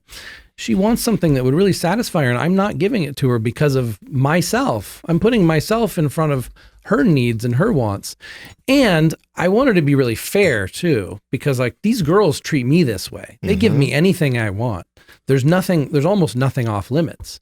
And that's love to me, that I feel the love. Like their happiness is to see me happy. Yeah. And I'm like, wow, I need to give this in return. Yeah. Like there's a karma thing going on here too. Like I also need to make these women as happy as they make me. She's eating your butt and you're like, look at that. She does love me. I don't need to be jealous of fucking Ken. Probiotics. Hey, but yeah, you better take those probiotics. But hey, no, that's real deep. That's why a lot of people are becoming more open with those different types of relationships here in the U.S. And it's good, if that's because I think that like we're all raised within this idea of monogamy or a monogamous relationship, right? And I like personally for me, that's the thing that I still want. But, if you're someone who knows that that's something that you want to do, like you want to, do that shit, and it's not shit, it's just like do that stuff, then shoot, be honest, be open, and do that shit. It's good. I think it is becoming more accepted. Oh, here. it is. But when I was younger, absolutely not. And my parents, of course, my parents are really conservative. They've been married a really long time, and they want me to be married and have children all live together with, monogamous. And, And it's taken them a long time to accept who I am, and they finally are. It's almost like when someone's gay and comes out of the closet, like me being this polygamous sort of style or this free love sort of style. Yeah, it was like me coming out of the closet, and like they couldn't accept it. You got to just think how different. Such a hard time. Yeah, you got to just think how different it is for them. Yeah, it's just because it's different. So it's just not as easy to deal with as spilled coffee all over. Yeah, but now they see it. And now they talk to both of my baby mamas. They talk to them, and they start to understand, that everybody's happy. So if everybody's happy, what's the problem? Yeah. Tony, when you were mentioning Maslow's hierarchy of needs, it made me think of something, because I have a few people that I know that have quite a bit of anxiety, but it's not necessarily anxiety about themselves. It's anxiety about the world. It's anxiety about the things that are going on around the world. Because like you see so many things on social media, like what just happened in Haiti, what's happening in Afghanistan. You see so many things, and so many people I know are like, God, this world, blah, blah, blah. And it gets them anxious. But, when you look at the hierarchy of needs, if you're not able to deal with these specific things, right? But then now you're worrying about the world at large, that doesn't serve you. You know what I mean? So it makes me wonder, just like, what kind of advice you'd give to individuals in that place? Because if you don't if you don't have your family set up, if you don't have these things, why are you worrying at the world at large when there's nothing you can do there? You don't even have your home in order. Yeah. So let's look at this spectrum here, because this will help paint a visual picture. On this extreme side of the spectrum, you don't care about anything. And on this other extreme, you care about everything so much that it's counterproductive. Now, I had an ex-girlfriend who, when she'd watch the news and there was a flood and someone died, she'd be crying for like 3 hours. And I'm like, you don't even know this person. Why are you so upset? How is this affecting you so much? Oh, it's just so sad. I'm like, okay, then you need to not watch the news. That's the solution. If you can't emotionally control your reaction to what you're seeing, then you need to not see it. And so this is the type of thing where you get off the social media or you stop watching the news and you just say, what information? You only have so much time and energy and mental processing power in the day. And you got to decide what information you're going to put in your head. And I think information about something that's happening, on the other side of the world is not relevant to your life. Okay, if you're going to vote, do the research at that time when it's time to vote for something, or if you can actually do something about something. At the same time, you also need to understand how everything's working in the world so that you can strategize long term. Like you got to know with this whole virus thing that's happening, what's the world going to be like in 5 years? So do I buy a house? Do I move money offshore? What kind of business should I be in? What kind of skills should I be developing? But you set that time aside. So that's like an Eckhart Tolle sort of idea, which is you're living in the moment most of the time, but you do take time to look at everything and then strategize, but it's mindful. You don't just let the media put stuff in your head and control your emotions, because that's the whole point of it. That's what they're trying to do. If they make you upset, you're easy to control. An emotional human being is easy to control as a trained dog. That's actually a really interesting point that you bring up. Imagine asking somebody, during this entire pandemic, what have you done to help your future? And I think a lot of people would say, they'd probably go, I don't know. Yeah. Like I've been stressed. I've been, right. It's just reactive versus proactive. Right. They haven't had an opportunity. They've been kind of sunken underneath and haven't even come up for fresh air to kind of look and see what they could be working towards this entire time. Yeah. And the problem is the apathy and, just being okay with doing nothing has become some of the norm. Like it's okay to just stay home and do nothing now. Right. Whereas it used to be, you'd feel like a loser. Right. So now, but it also gives you an opportunity. Like, okay, you could say, okay, everybody else is staying home. If you think of like life as a competition, you're competing with people, like this is my opportunity where like everybody's kind of not doing anything. I could really do something big right now and it'd be even more significant. Yeah. No, I mean, on that note, I do know some people, like I know some people who ended up, going on unemployment, but there's some I know that didn't do anything. And there's some I know that used this time that since that getting unemployment was super easy, they're now using this time to build something. So there are people that are just taking advantage of the system at hand to get a leg up on other things that they're trying to do. But back to what you're mentioning about the news, like to be perfectly honest, if I had my feed filled with a lot of things that like I see on my mom's feed and I see in some of my friends' feeds, that shit would affect me too. Like that's literally why I clean that shit up. So I'm not seeing it because I know if it's something that I need to hear about, somebody's going to tell me. They're good at it because they know how to trigger you because they're analyzing all your personal data and all that. And they get me too. I go online to look one thing up or to post something and boom, I get hit with something and then I have to be mindful and try to control it. But then I realize how many people would be in this situation and not be able to control their emotion. Yeah. And I think the other side of this is like, it is good to be empathetic towards things that are going on around the world. It's like, you don't want to see that there was a massive tragedy somewhere else and you don't feel anything. The thing is you can't let yourself get so filled with that information that then it overcomes you and then you can't take action on the things that are right in front of you. Yeah. But if we waste empathy and emotional energy on something that's not relevant, it's taking away from that emotional energy we could be giving to our family or someone, friend or something right in front of us. Yeah. That's very true. The Power of Now, by the way, guys, is Eckhart Tolle. You mentioned that author. The Power of Now is a very good book. I got a lot from it. It's very, very useful. So you guys should check that out. Yeah. What I was going to ask you next is where in your life have you like maybe made some mistakes that allowed you to understand how much you wanted to explore your own freedom? Like you mentioned some relationships that were hard. Did you get like divorced or did you hit some sort of like just emotional like kind of wreckage and be like, you know what, fuck this, man. Like whatever this is, I hate this. Like I don't like this. I want to figure out something that's the opposite of whatever the hell this is. Yeah. baby mama trapping me with pregnancy, because that was a trap and it was intentional, to lock me down. And she also knew, and it broke my trust so much, because she also knew how important it was to me at that stage in my legal career not to have a child, because I was so focused on work, I couldn't have that kind of distraction. So that was like a betrayal, and then also like a huge liability. In the end, a good thing, right? My daughter's great and all that. Now it's fine. Now we're together still and everything. But at the time, yeah, that's what it made me say, whoa, I need to change everything and focus on freedom. Otherwise, I'm going to get more and more buried in liabilities. And then also, when I was here before, I have this big house and all these cars and jet skis and motorcycles and boats. And all of that sounds wonderful and it's fun to use them, but it's always in the back of my mind as a liability. Like, I got to maintain these things. I got to worry if it gets stolen, broken, whatever. Now I'm here living in a rental house, an Airbnb, and driving a Kia rental car. And I am like really happy, and I've got no weight on my shoulders. So like my default status is happy. And if I add a bunch of toys and liabilities and responsibilities on top of it, it's exciting and it's fun as a novel, but it doesn't really add more happiness. Instead, it adds more stress and anxiety and weighs me down. And I'm more of a creative type person actually than analytical. And so for me to be creative, I have to not have that weight on my shoulders. It's a distraction from my creativity. Yeah. And then my parents were divorced at a young age and were fighting over me for custody my whole life. And I saw like the court system and the liability that my dad faced to my mom. My mom wasn't even asking for much, but my dad made it a thing to go to war for my whole life.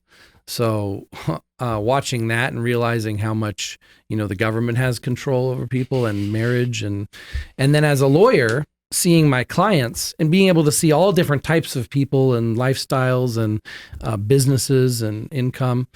And I would see a lot of people with huge liability. Like, I think of it like liability versus assets, right? And I see these massive liabilities, and I'm like, God, I don't want to feel trapped. I don't want to feel like I'm not free to do what I want, go where I want to. So those are all the different factors. And then going to Thailand too, and feeling freedom and being around these other influencers. Even now, like Joe Aesthetics is just a great example on so many levels, because he's like the top of the fitness influencing. And he makes a lot of money, but he spends very little. He lives in a condo that's basically like a 1-bedroom apartment, and it's very small, and he drives motorbikes. And his clothes are all sponsored and all that kind of stuff, and his supplements are all sponsored. He just spends money on food and then I have this other friend, this German bodybuilder, and he makes $15,000 a month, and he spends $1,500 per month living in Thailand. And it's simple. It's not, his condo's tiny. He doesn't have any assets whatsoever. He's got nothing other than his money, his income, his savings, but his freedom to do whatever he wants at any moment. And that's just appealing to me. On the other hand, being back here in America and seeing the nice houses and going to Costco and seeing the big TVs and the furniture, like that was my style before. And I like that also. It's actually really nice. It depends on the personality type. I think I lean more towards the freedom, but I also understand like building your environment around you to have everything that you want and all the luxuries and being comfortable. So I get that too. And I actually appreciate that more. if I was going to go back to that, I'd be just really careful to not obligate myself to anything that's going to wear me, be in the back of my mind as like a stress or something. I'd go low maintenance on everything. If I need a car, it'd be a low maintenance car. If I'm going to get a house, it's going to be a house that doesn't require a lot of mental energy, that type of thing. Marriage itself, I think, can be a huge liability. And you've probably seen that firsthand, especially being an attorney. I find some of the points that you're bringing up here really interesting about your parents getting divorced and the stuff that you saw when you were young. It just kind of makes me think like you were smart enough to recognize what was the kind of root of all this like angst that was in your family's life. Was like, if the idea of getting married and it being a like law binding thing through the government or state or however you say it, and then also sometimes through religion, like if that just wasn't there, if your parents were instead like, hey, we're together, and then for whatever reason it didn't work, they would fight and yell and go back and forth a little bit, but then that would be that. And there would be a lot less of that, like, oh, okay, you're choosing to go a different route. Okay, you're choosing to go a different route. Okay, go fuck yourself or whatever the conversation is, or whether it's, hey, have a good one or whatever. I think it's just interesting. It's just a different way of interpreting how people should maybe be together. Yeah. I think it's good that people, you just get married to someone out of high school or something. That works for a lot of people, but a lot of people also really get trapped like that because you're change over time. So now you've signed like a long-term contract and you don't even know how the contract's going to go. You can't predict because you're dealing with another person and people's personality changes. They develop different, their interests change and all that. Mm-hmm. So yeah, being married is a huge limitation on freedom. Can be a really wonderful thing, but getting into it and realizing the significance of the document that you sign, as a lawyer, so you get to see how significant that is and how it changes everybody's life, again, for better or for worse. But to make that decision, I think people should have more information. They should understand what the contract means more, because nobody... Okay. Can lawyer Tony come out and tell us maybe like what people should be paying attention to when they sign a marriage document, and also maybe if they should think about getting prenups and how powerful prenups could be? Could you explain some of this to us? I would just like to interrupt just for a second, and I would say that I don't think anyone should actually get married under those circumstances. I think that, exchanging wedding vows and telling someone, hey, we're getting married and all that. Long engagement. That sounds great. And saying, hey, I'm just devoting the next however long I think we can hang together to you. But other than that, just, as I've gotten older, I'm like, this actually doesn't make any sense. What the hell did I do? I obviously don't regret any of it, but it is an interesting thing. It's like, oh my God, like the government and our banks and some of these things tried to smush us together as one person. Mm-hmm. And we're fucking not. We're individual people, and we need individual time. We need our own space. We need our own hobbies. We need our own things. Like, we're not one. We're just not. We're unified in the sense that we have goals together as a couple and as a family. Those things for sure. And those things are wonderful. And those things are great. But to try to pretend that we're one person on a sheet of paper is fucking ludicrous, in my opinion. Mm-hmm. Yeah. So the reason I like also being with different women is I get to be a little bit different person with different women. Like, I'm a different person. So have to think, I'm going to answer your question very directly, but I've got to give a foundation here. I need it. I think it's best that someone experiences many different people so they can also experience their many dimensions of their personality. Oh shit. And you might see a girl that is very attractive and you think you get along and all that. And who are you, but who do you become in that relationship? And then if you try different relationships, you might find like, what you thought on the surface was going to be the best for you isn't, because it's not the best for your personal development and who you want to be.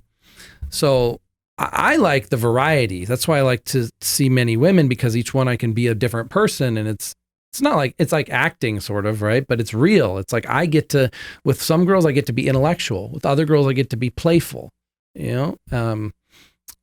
you're going to be whatever makes that relationship and that style the best. So I think it's good when people go to college and they're a little bit promiscuous. I think in the United States, that's the style. It's not like that in every country. It's very different. Every country is very different. But in the US, it's like people are usually promiscuous and they're in college and right after college, and they settle down a little bit later.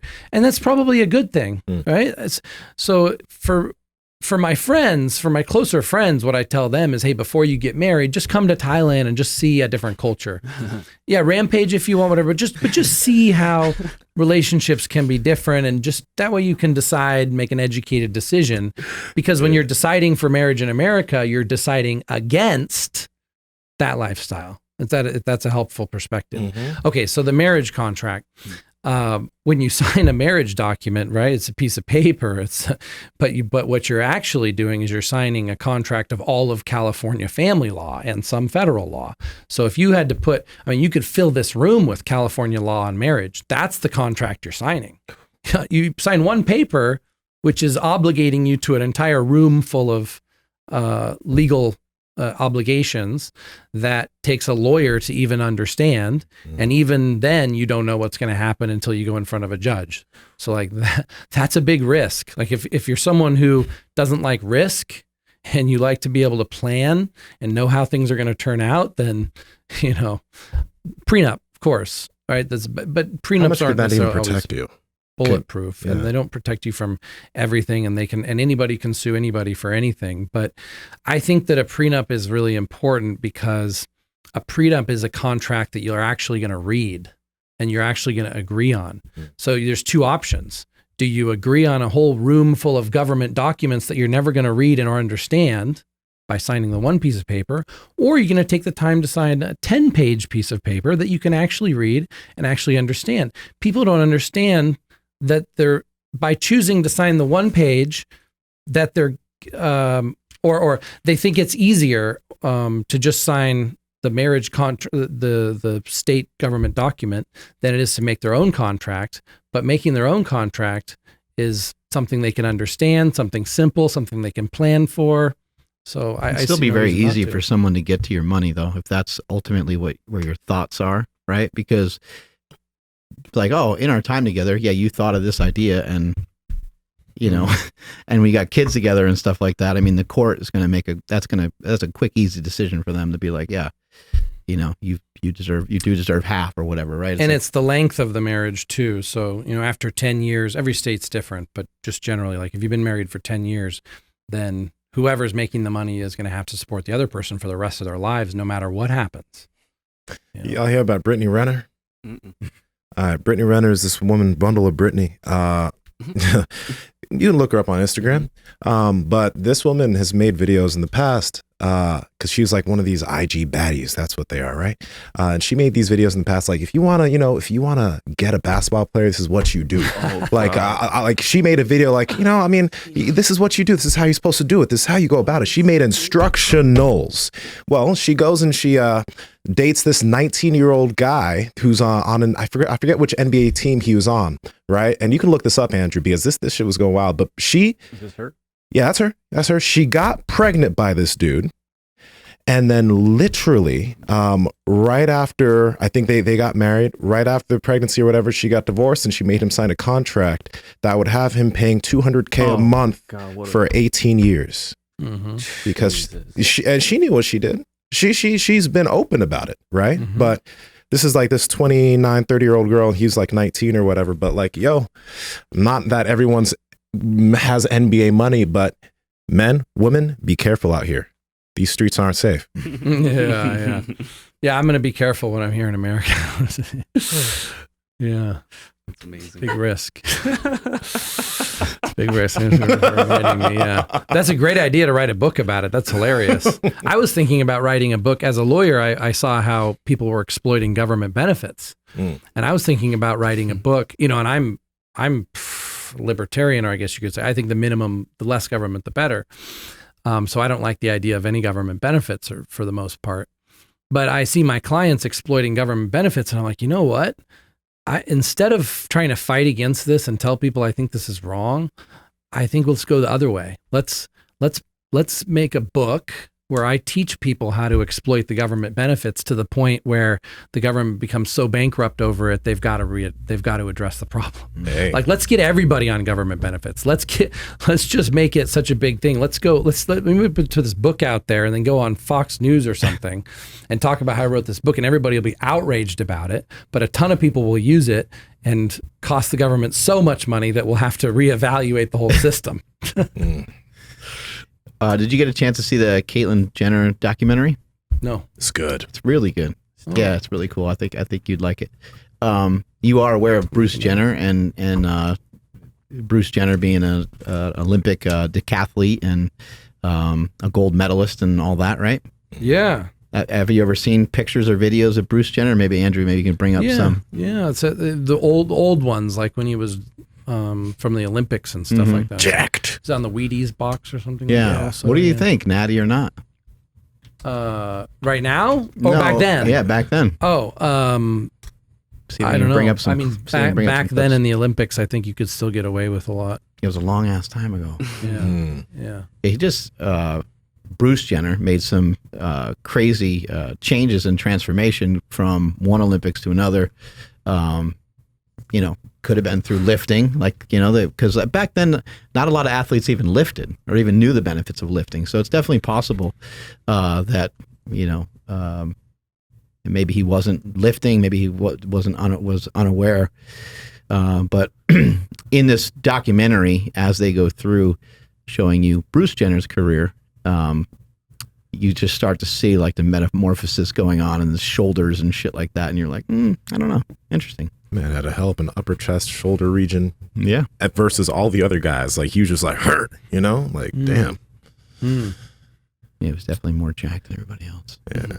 Yeah. But it's a great documentary, guys. Like, you should check it out. He was a crazy competitor, worked super hard for a long time for that. So pole vault's fucking And crazy. is he going to run for politics? I thought it seemed like it was going that way. Governor right now, Caitlyn right? Jenner's running for governor, yeah. Mhm. Wow. Interesting. Kind of recall Newsom. Right? Yeah. What's it like going around in this new body, being 40 pounds lighter? Any advantage? You said you're a lot leaner, so you enjoy that, but anything else you feel different or better or worse? Yeah, more energy. It's more comfortable when you're sleeping. What about your ego? Has that been? Yeah, I feel. At first, I felt because I was just weak and my lungs were weak and my heart was weak also after the Rona. I felt very vulnerable going out in public. Normally I feel invincible. Like there's nobody that could really hurt me physically because I could defend myself type thing, which, that's not something we shouldn't have to be thinking about our safety out in a modern society like this, but I do. It's an animal instinct maybe. So normally I'm just not even that aware of it because I just feel invincible. Mm-hmm. But afterwards I felt like, wow, if someone attacked me, they would destroy me. Like I'd be so winded and so weak. And so I felt really vulnerable. I didn't like that feeling. I think but that's part of function of the loss of the body weight, just the difference. And then that's also part just because I was in bad condition until I got my cardio capacity up and all that. But every person tells me they like the way I look now better than when I was bigger. You look good. So you look great. A lot of positive reinforcement for this type of physique, which is actually more natural for me and much healthier for me. But at the same time, like I'm Dr. Tony Huge, the one person that said, no, I need to get bigger is our India distributor, who's awesome and a really important part of the companies that I do. And he said, I need you huge by October 27th in Dubai.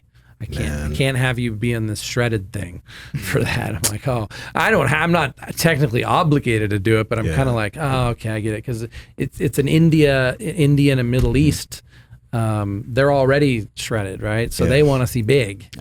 So, okay, fine. I can get big. I can get big so fast. Growth hormone, insulin, IGF, SARMs, gear, short blast, a lot of food. Beep, beep, beep. Like, bro, dude, you look so healthy. This is a healthier weight for you. You do look big. It's the whole like fitness industry big, but you are big. And I'm just like, man, if this is your healthy weight, you're already jacked and shredded, you look this good, why don't fucking keep it? Yeah. Well, I definitely want to keep the abs. We'll see. I'll grow the muscles a little bit, but I'm going to prioritize the abs. Keep it dry, keep it shredded. Yeah. Are you still trying to get bigger for Olympia? Because I know we were talking earlier, you got a shit ton of athletes that are competing. I think I'll that? put on 10 pounds for Olympia, and then I'm okay. And When's then the Olympia? October 7th, roughly, around there. And then I'll go to Florida earlier and hang out with everybody and stay a little bit later in Florida and get a lot of cool content. I'll meet up with Big Lenny and PJ Braun and Boston Lloyd and Dave Palumbo, all these guys. Oh, wow. Who do you think's going to win? Well, Ramey's my guy, of course, right? So, I mean, we're sponsoring Ramey and 7 other Olympians, actually. Wow. I don't have the list of everybody here. Chris Bumstead is competing, right? I don't know. I didn't. In the actual Olympia, I think in bodybuilding or classic? I think in regular bodybuilding. Really? Oh, wow. Yeah, that's going to be sick. I think I don't know if you've seen like his Instagram and stuff, but like he's like pulling 675 for reps. He's squatting he's like, he just, as big as the fucking guy is, it's ridiculous to say, but he like recognizes he needs to get bigger if there is such a thing. Wow. I mean, he's already fucking enormous. Yeah. He moves really well. Like he seems like an amazing athlete. I think he was a soccer player in the past.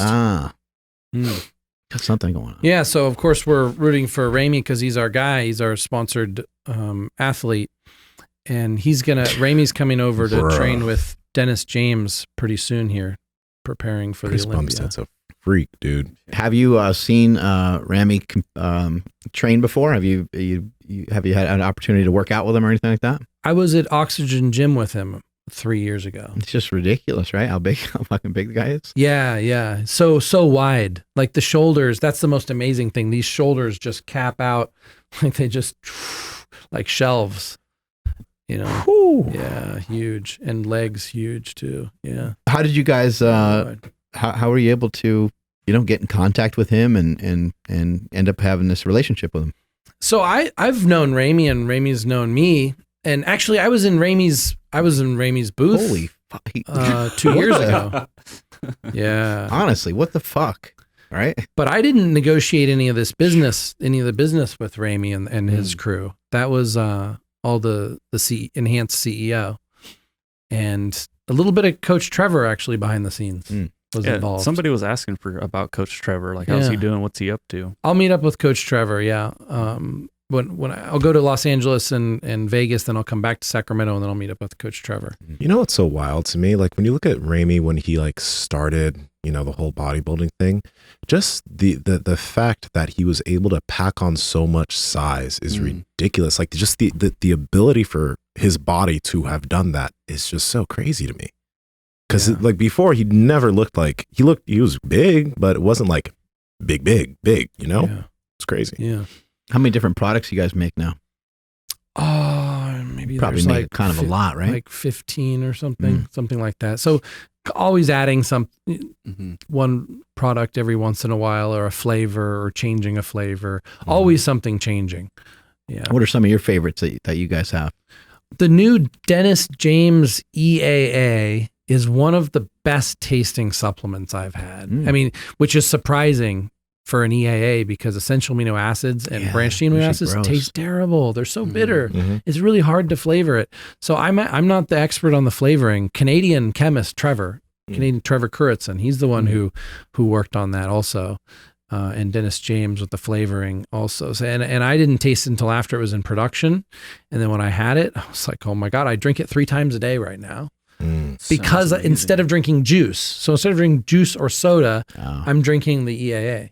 Because it tastes good. Do you guys still have the sleep juice? Yeah, sleep juice. I think to me it's a little sweet tasting. Sweet tea is the flavor. Right. But the thing about these, it's such a good product. The sleep juice is so good for sleep and sleep quality. What's in the sleep juice? There's like 12 different ingredients, like herbs, of course, melatonin as always, everything has that for sleep, but just a lot of herbs like rhodiola and like ashwagandha. So a lot of cortisol lowering and anxiety lowering supplements so that you can relax at night and get deeper sleep. So it helps you fall asleep faster, helps you get deeper sleep, helps you stay asleep, but also mild, nothing addicting. And then, it is an herbal basic supplement. So like you take a whole scoop of it. That's why it can't be in capsules. It'd be too many capsules. Plus you don't want to take capsules right before you go to sleep anyways. And then usually 2 scoops is even much better. But not just for sleep, even just in the evening to relax, to wind down is nice too. Yeah. I'll take that with raspberry element. It tastes way too good. Like it's really freaking good. But yeah, I have to get some more because I've been babying it. Like I'll just do it a little bit. It's like I need a little bit just to get through the rest of the the week or whatever. But no, that stuff's really great. Actually, yeah, Andrew talking about anxiety stuff. You can actually take sleep juice in the daytime as an anti-anxiety or cortisol lowering too. Yeah, it's not going to make you fall asleep unless you want to fall asleep because it's not like a sleeping drug.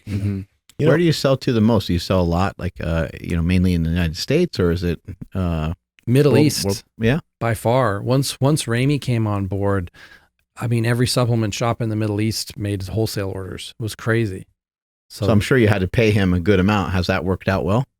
Yeah, it's extremely expensive, right? And Dennis James also, but it works. It pays for itself because of the Middle East.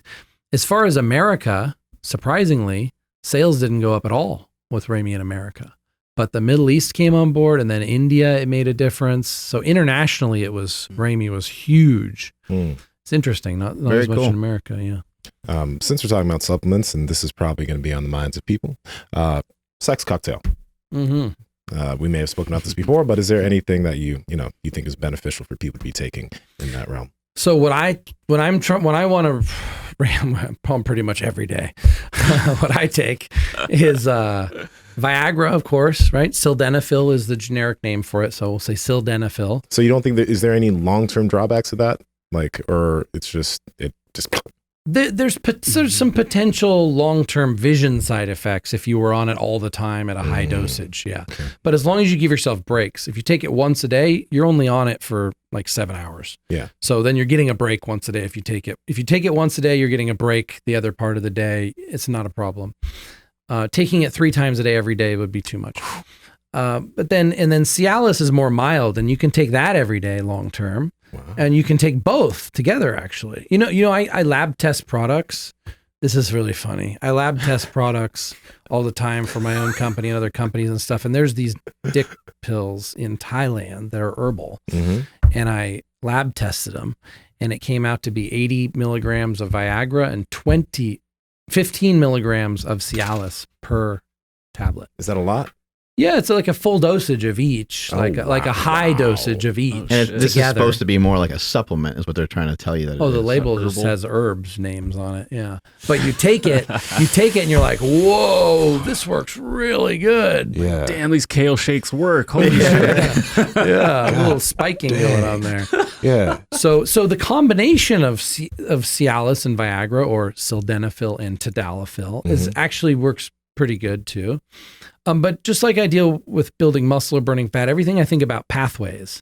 So I think about sexuality, I think, okay, we got the brain, we got the blood flow, we got libido and excitement. So you want to look at limiting factors also, like testosterone. Want to make sure your testosterone levels are good, and your estrogen, because a lot of bodybuilders drop their estrogen too low, they lose their sex drive. And then the blood flow, which is pre-workouts, actually, with the arginine and citrulline and all these type of things, also work along the similar pathway as Viagra and Cialis. So there are natural products that increase blood flow. But what's most exciting to me is PT141, because that's a peptide, and that gives me that feeling, because as I get older, sometimes I'm just like, God, I wish I could be as horny as I was when I was younger. Like when I was younger, I was so horny and I had no girl to do it with, right? Torture. Yeah. And like now I have all these girls, but I'm not near as horny as I was back then. If I could just have both together, wow. So that's what PT141 does. And there's other pathways you can use too, but PT141 is just so easy, and there's no side effects. And there's no side effects. I've not heard of any. Yeah, I've never heard of anybody. Okay, some instant side effect is a little bit of nausea. Okay. Which I drink chamomile tea with it. Nausea gone. Okay. How easy is that? Okay. Right. Wow. Yeah. So chamomile tea and melanotan is the same. Melanotan and PT141 do the same thing sexually, but melanotan makes you tan, and PT141 doesn't. I saw this thumbnail of this white girl that took some melanotan. Apparently, a few months later, she did not look like the same ethnicity. She looked black. It must be recent. I don't know if it was from Derek, if it's one of his new thumbnails or something, but somebody made something about melanotan. That's hilarious. So a lot of my friends in Thailand are on melanotan. Yeah. So they get they're really normally European, very white, but they've got this really dark tan. I mean, some of them take it to really extreme. They're so dark. So I remember, this is going to be fun, but when I was doing Starmageddon and I was taking Blue Ox, somebody in the comment section was talking about like, dude, be careful if you take that, because it's going to the volume of your load is going to go up. Yeah, that just sounds like a sexual thing. Blue Ox, like it is the black one. Black Ox. Black Ox. Black Ox. Cocks. But is there any truth? Is there any truth to that? Like, can you actually increase the volume of your loads? Hey, that sounds dope. With Clomid, right? Yeah, Clomid, lecithin, zinc. Get out your raincoat. And umbrella. Yeah. And Pygium extract. Pygeum. Sounds like a Pokemon. I was gonna say it sounds like Pidgey. Pidgeotto, Pidgeot. Yeah. So that's what I'm taking right now. Actually, Sick. So yeah, I'm working on that. As a supplement. No. Oh, For okay. myself personally, I'm taking all of those things to increase load. Yeah. Those aren't all orals. Yeah. They are? Those are all orals. Yeah. Oh, I mean, shit. imagine like, especially if you're going to, Line like me up. in my situation in And Thailand. most of those things you just mentioned are not pharmaceutical. Yeah, this is all just regular supplements Just over herbs, the counter. Yeah, zinc and lecithin, and I mean, there are things some of these things you want to take anyway. Let's repeat. Zinc. Clomid is the prescription one, but Lecithin. that's available as a research chemical also. Mhm. Yeah, so zinc, lecithin, Clomid, We gotta stay away from the Clomid. What else? Pygium, Pygium. Pige. the natty professor. doesn't Well, these agree are with, supplements. Clomid. I have to stay away from the Supplements Clomid. only. Yeah, subs only. Yeah, and there's other. Oh, I use HCG and HMG too because my balls shrink because I'm on TRT and take steroids and SARMs, and I find it's sex more pleasurable if my balls are bigger, and also I can make bigger loads. So I use HMG and HCG also, but that's also not natural. That's also research chemical stuff. Yeah, and then back to the libido and sex protocol. So yes, blue ox and black ox are part of it, and then cabergoline. What is this? That lowers prolactin and it lowers your refractory time, so you can have Let's sex go. more often, What? So and it makes it more pleasurable too. That's a pharmaceutical Yeah. as well. But it doesn't have any side effects. It just increases dopamine a little bit and lowers prolactin. What is it called? Cabergoline. Yeah, it's a Cabergoline. Parkinson's These are- medication. These are wow. you can get them off some of the research sites. Like, so they're not, it's not like a steroid, it doesn't. Yeah. So I mean, like the cabergoline, the PT-141, the sildenafil, the tadalafil, I'm using all Swiss chems. So that's, it's like, What does Swiss whatever. chems mean? Swiss chems is like website? research chemicals. Oh, okay, Yeah, okay, website, yeah. Okay. And then some of these things are available over the counter in Thailand too. But the thing is, they're even more expensive over the counter than they are on the website. So I still get them from the website. Reminds me when I went on a cruise to Mexico. We made a stop and we were passing by like this pharmacy, and this like pharmacist lady was like at the front. She's like, steroids, and she was pointing at me. I was like, she's like, steroids. I'm like, oh, I'm good, yo. I'll keep walking. But As it was you just walk away, hilarious. she's like, not natty. It was hella funny. She just She's like, looked at "Oh, me here." and yelled steroids. Must have bought them somewhere else already. That was great. Yeah. I love the freedom of other countries being able to buy pharmaceuticals. But What's your anxiety sheet that you got over here? A lot of Yeah, thank people you. have So- issues with, anxiety and stress and stuff. And you got a whole rap sheet on maybe what to do about it. Specifically, I said, is there anything, because Andrew and I were talking and I was like, is there anything that you want to know about?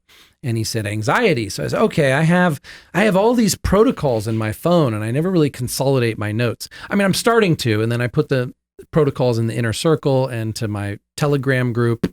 I have a free Telegram group that's uncensored, which I really can talk uncensored on. It's pretty awesome. Cool. And then How do also people on the sign up Tony for that? Huge How can they website. find out more about that? I think the easiest way is if you type in Tony Huge Linktree on Google, because that has a lot of links to a lot of the things I talk about. And one of those, you can just click on the Telegram group and automatically it'll launch your Telegram app Yeah. and boom, you're in the group. It's so easy. You just click the button. I'll put links to your Instagram, your new Instagram, because the other one got deleted. What? Your Yeah, relationship yeah. page and this Telegram. I'll put them all into the description. I had 150,000 followers on Instagram and it And it just got got banned deleted again? a week ago. This was another moment where I think most people would have an emotional breakdown, but I was like, here we go again. Time to build another profile. Just what can I do about it? No emotional reaction. Like just get back to work. So now I've got only 16,000 followers on the new one because I'm just building it. It was kind of a placeholder before. And now I got to try and get those 100,000 people back over to the new one. So the new one is Tony.Huge. Yeah. And I'm going to have to be more conservative on it. Mhm. I can't talk about Rona as much. And the other thing I got flagged for is I just want to get the information out, like the protocols I do. I just publicly want to give it.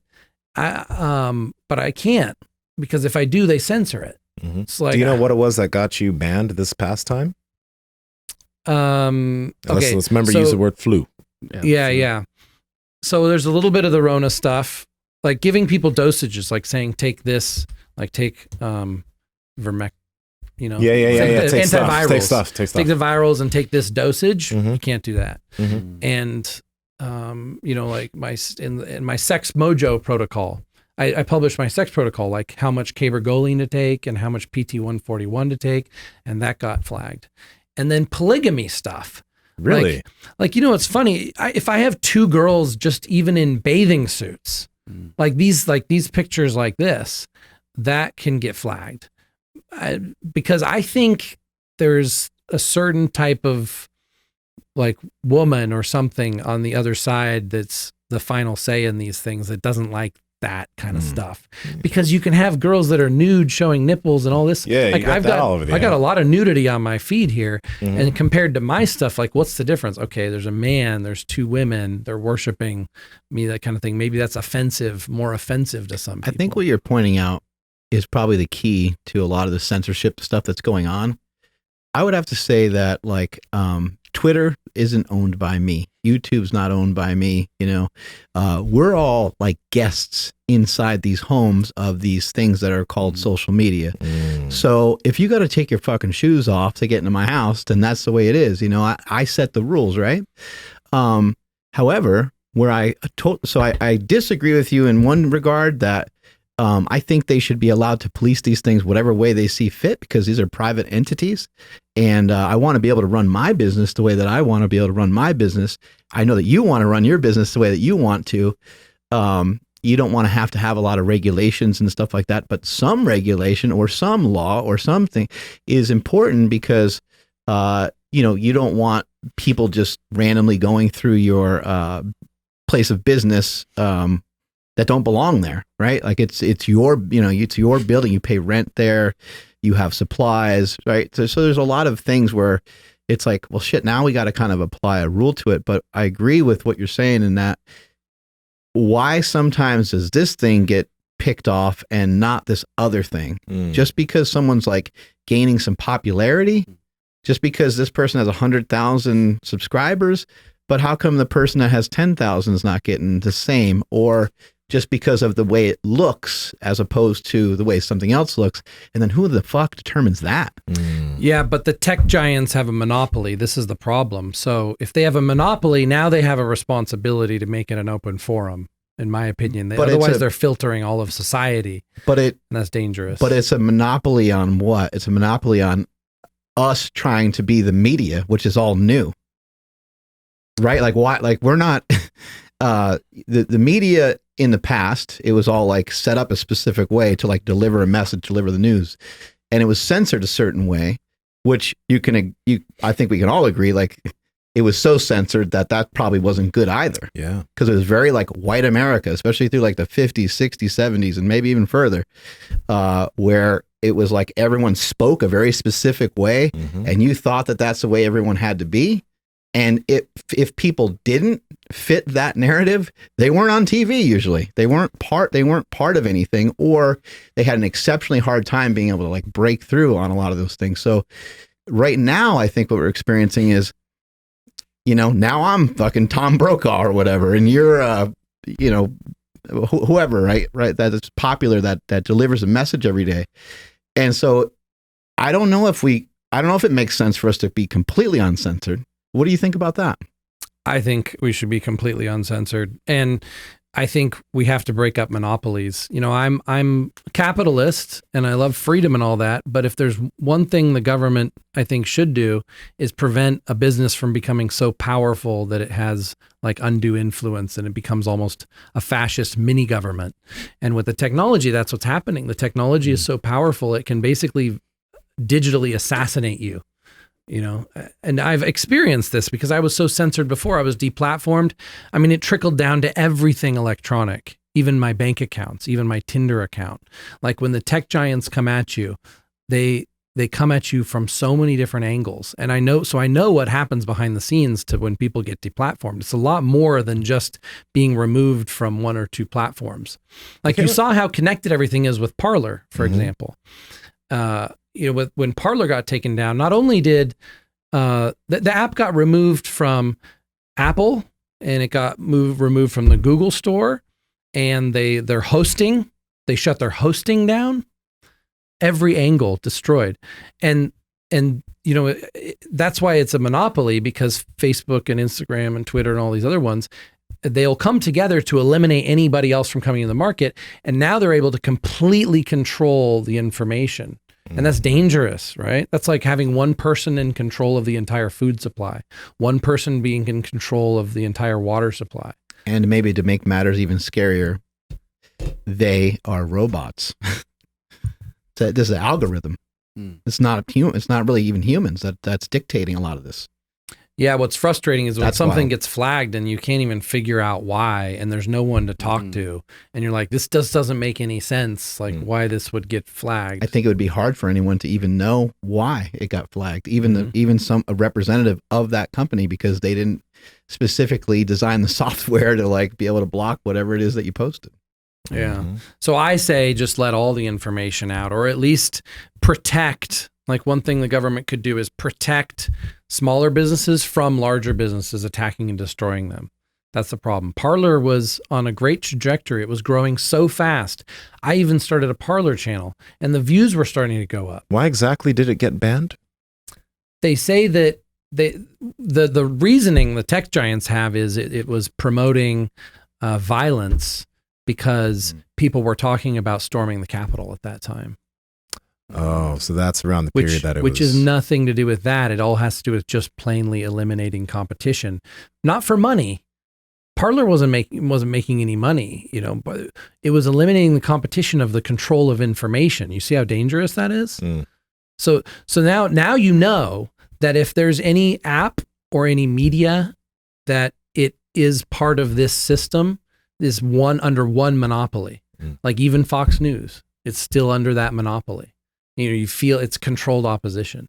So that's the problem. So like once you start censoring, it's just going to get worse and worse. That's why I think there should be no censorship. I mean, you can still put parental filters for your children. You can have an option to filter things on your phone. By the way, right now, all your phones are set to automatically filter a lot of stuff, but you can actually turn off some of the filters. Your phone's not just because Instagram's added filter on. Each app has its own filter. Yeah. Well, even the Apple iPhone filters what apps you can even have on your phone. You mentioned bank accounts. Do you mind going in a little deeper? You said you kind of know behind the scenes what is happening to people. They're not only getting deplatformed, but and why are they? So let me get this straight. From one platform to another, they're even crossing over into other platforms, and they're even crossing over into your personal life. Yes, yeah. Like at the same time I get deplatformed from Facebook and Instagram and YouTube, then also my Tinder goes down and my bank accounts get frozen, and it was everything. It permeated everything. I couldn't believe it. I was like, this is so much power and so much control. And how is this all happening at one time? It's almost like it's the same thing that happened to Trump. It's like someone hit a button and he was eliminated from all these different things. It wasn't just like he got eliminated from one platform. He got wiped out. And it happens every time. Like, I forget the names of all these other people. That's the dangerous part. These people that you think have so much influence and you think they'll be legends forever, and then they just get digitally assassinated and people forget about them because of the short attention spans, and they're getting their brains filled with new information that the system wants you to have so that you forget about all that other information and other people. Can't remember the last time I thought of A. Jones. I don't know. I don't want to say his name. Yeah, yeah. That's one like, I was trying to think about. Right? Yeah, I haven't seen any of his stuff in a minute because now has his own website with everything that he does, but you don't really think about him anymore because he's not on any of these platforms. Yeah. So of course we're on these people's platforms. We have to play by their rules, but I think that something really needs to change with the system. Otherwise, how can you have freedom if you don't have the information to make your own decision? If the information is being controlled, the input, it's like a math equation. Then the answer to the math equation is going to be whatever they want it to be. You can't do your own math. And that's how they're controlling everybody. And as I see it, like we're all, even myself, I'm being controlled to some extent. I have to be mindful every day about what information is true and accurate, and what actually do I want and what's best for me versus what something or the technology or a certain political angle is trying to influence me. Well, platforms like Patreon, you can say whatever you want to say there, right? No, Patreon's censored also. Really? I researched that deeply because everybody was telling me I should go on there. Now there's Rumble. Rumble seems pretty uncensored, but it just doesn't have enough traffic yet. It'll probably take time. I mean, once it gets popular, it'll probably get censored too. I mean, the future is blockchain social media, from what I understand. I'm not the expert on this, but yeah, like the cryptocurrency type thing, like the same technology where it's not centralized, where no one person has control over it, and you could have truly uncensored content. But then, of course, what's going to happen? The Apple Store is going to ban access to it as best they can, and Google's going to make it so it's hard to find in a search. And but eventually, that's how. If people get over to that, then that's how people will gain their humanity and their individualism back again. Yeah. It's tough with this is like a newfound power. I don't know what people are maybe trying to prevent. Because the fastest way to get answers is to usually throw a lot of criticism at stuff and to put a lot of information out there. But I also think that maybe people are thinking, like, in these times, if somebody was to, take this particular medication to help fight off this potential thing that's going around, maybe that could be really dangerous. And the government, I think, a lot of times steps in and doesn't think that we know best for ourselves. I think that's kind of definitely debatable, but for them to think that they know what's best for us, I think that's even more problematic, because who's to say what that is? That's really difficult to pinpoint what that is. Yeah, so it's a matter of where you believe the power distribution should be. Should the power be with the people and the individual, or do we need the government, which is people who control the government? It's not, the government is a tool for more powerful people to control less powerful people mainly. So, like, do we think that the super powerful people in the world should be able to tell us how to live our lives, or what to put in our body, or what medicine to use? And maybe it's kind of like parents telling children what they should do. If you think about it, our parent should tell a child what to do and not to do up until a certain age. So if you think about it from that perspective, the rest of humanity that's not billionaires need to be told what to do because they're not competent enough to, be productive without it. And the idea behind control and communism too is, like, people don't have the ability to make their own good decisions for themselves and the community. So the decisions need to be made for them. It's all an interesting point. I mean, if there was no regulations on seatbelts, eventually people would have probably come to their own conclusion on whether they thought a seatbelt was appropriate for them or not. I mean, I think they did at some point, right? Same thing with, like, smoking.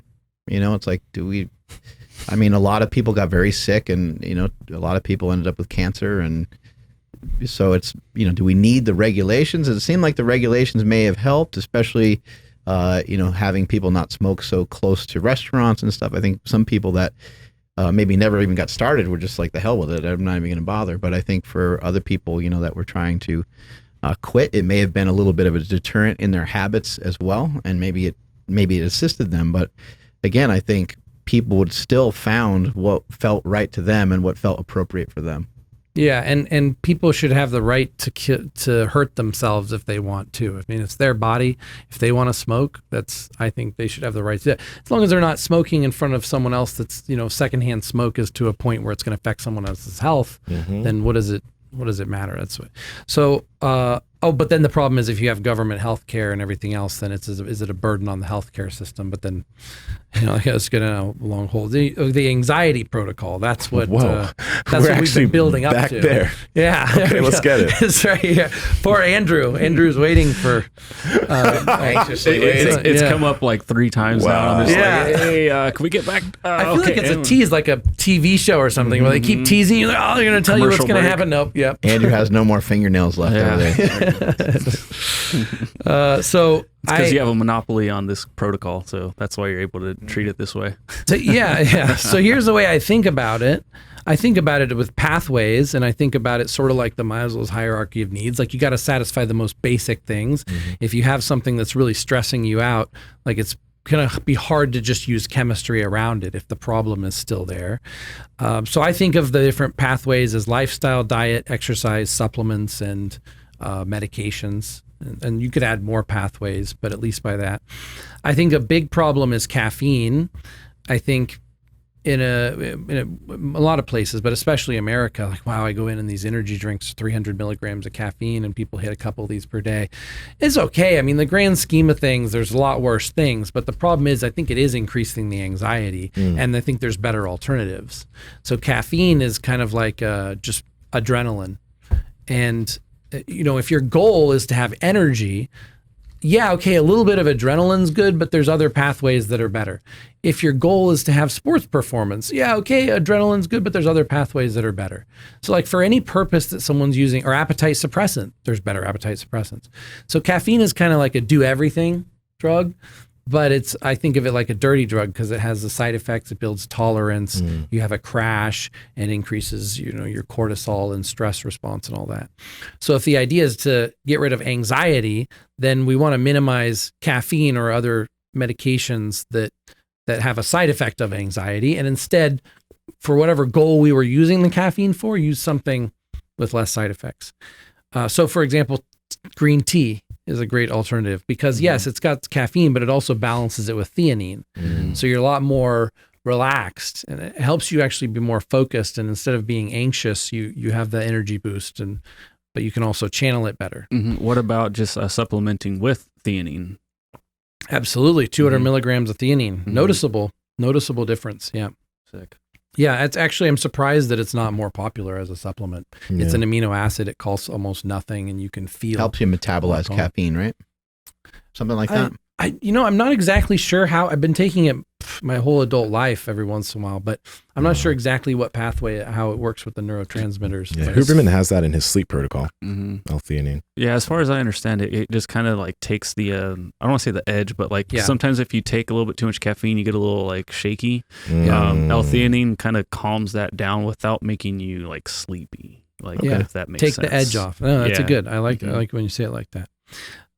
So then we're talking about stimulants on the stimulant pathway. I like something like modafinil, or Adderall can be really good in lower dosages. Ritalin can be really good on lower dosages. I don't understand why people take so much. Then they become more anxious. But some of these things you take a little bit and it keeps you focused, because part of anxiety too is, okay, if you're focused on one activity and you're 100% in on that activity and you're not distracted, it's harder to be anxious. Right. Anxiety is when like things start building up in the back of your head. So kind of like the rolling rock doesn't gather moss or something. I need to hear you say it sometimes. I don't remember what it is, but I think you're on the right track. Yeah, I'll have to call my mom after this. Yeah. It's kind of like that. If you're focused on one thing, then all the other things kind of fade away. I think that's important for anxiety. You can't, if you're worried about many different things at once, and I have to practice this myself. I have to think, sometimes I feel a little stressed and I'm like, okay, I need to assess why I'm stressed. And I'm like, oh, it's because this girl sent me this message earlier. And then I'm like, why am I so stressed about that? That doesn't even make any sense why I'd be stressed. But the emotional residue from that remains until you acknowledge it. And then when I acknowledge it, I'm like, okay, that's why I'm stressed. I don't need to be stressed about that. I need to just drop that. And then boom, the anxiety's gone. A rolling stone gathers no moss. Okay. It's You've so been simple. saying it correctly the whole time. Yeah, it's so simple, huh? So you said modafinil. I mean, I don't think you can just like go get that anymore. So could you substitute that with a certain nootropic that you recommend? Because I know I've taken modafinil in the past and I didn't really notice anything, but I wasn't looking for that specific benefit. I was looking for more of just like, focus, but not the way you described it just now. Anything in the nootropic category is going to be along the same lines, maybe not as effective, but I'd say the one thing to know about nootropics is it's like upgrading your engine, but you still need more fuel. And the neurotransmitter that gets depleted when you use nootropics is choline, which a lot of nootropic stacks all have choline, alpha GPC or CDP or citicholine, different versions of it. You don't want to take just choline by itself because it's not absorbable so much through the brain. You get headaches too, I think. You get headaches if you're deficient in choline. Yeah, is that what you're saying? Yes. I couldn't remember if you have too much or too little, you get headaches. Headaches and brain fog. Whole eggs. Lots of choline. Yeah, yes. So that's how I get it in for my daughters. I make sure they eat whole eggs every day. because that's a choline source for children too. Much better for their, I mean, like ADD children like should be treated with eggs or choline or CDP choline or alpha GPC and magnesium. Like those two supplements alone would probably fix half of the ADHD problems out there with children. Really? Yeah. So I do the same thing. Also magnesium. I mean, how simple is that? We're all deficient in magnesium. There's 1,000 reasons for your body to take more magnesium, but anxiety is such a huge problem. Even if it was just beneficial for anxiety, take more magnesium. And I don't know whether it's because the food supply has less magnesium or what, but I can tell you by taking magnesium every day, I feel like I should feel. If I don't take magnesium every day, then I feel anxious. And it's not going to help to take a benzodiazepine, and it's not going to help to take a sleeping pill. I'll still have the anxiety coming from the magnesium deficiency. And different genetics, this is going to be a bigger issue in some people than others because how well your body holds on to minerals is genetic. And I had a genetic test done that said that my body gets rid of magnesium, but it holds zinc. So I'm not supposed to need as much zinc, but I'm supposed to need a lot of magnesium. And I had really bad restless legs growing up. Restless legs. Which is kind of like anxiety. It feels like your legs just want to kick. And it's like, oh, it's just, do you get this? Interesting. I've never had that. My wife used to get it a lot. And now that we've actually been having more magnesium because of element electrolytes, like I can't remember the last time she had it. Yeah.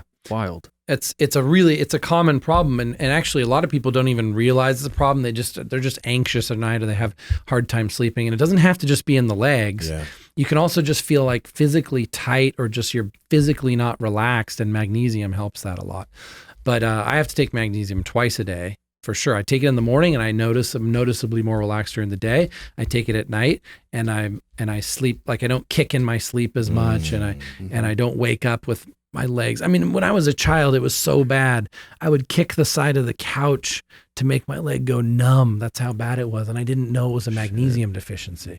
Wow. So a lot of people listening to this is going to be an absolute life game changer for it. Okay.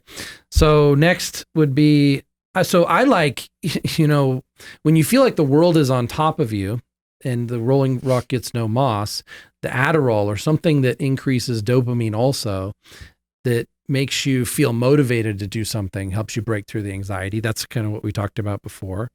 And then for the stimulants to replace caffeine, I have an albuterol inhaler.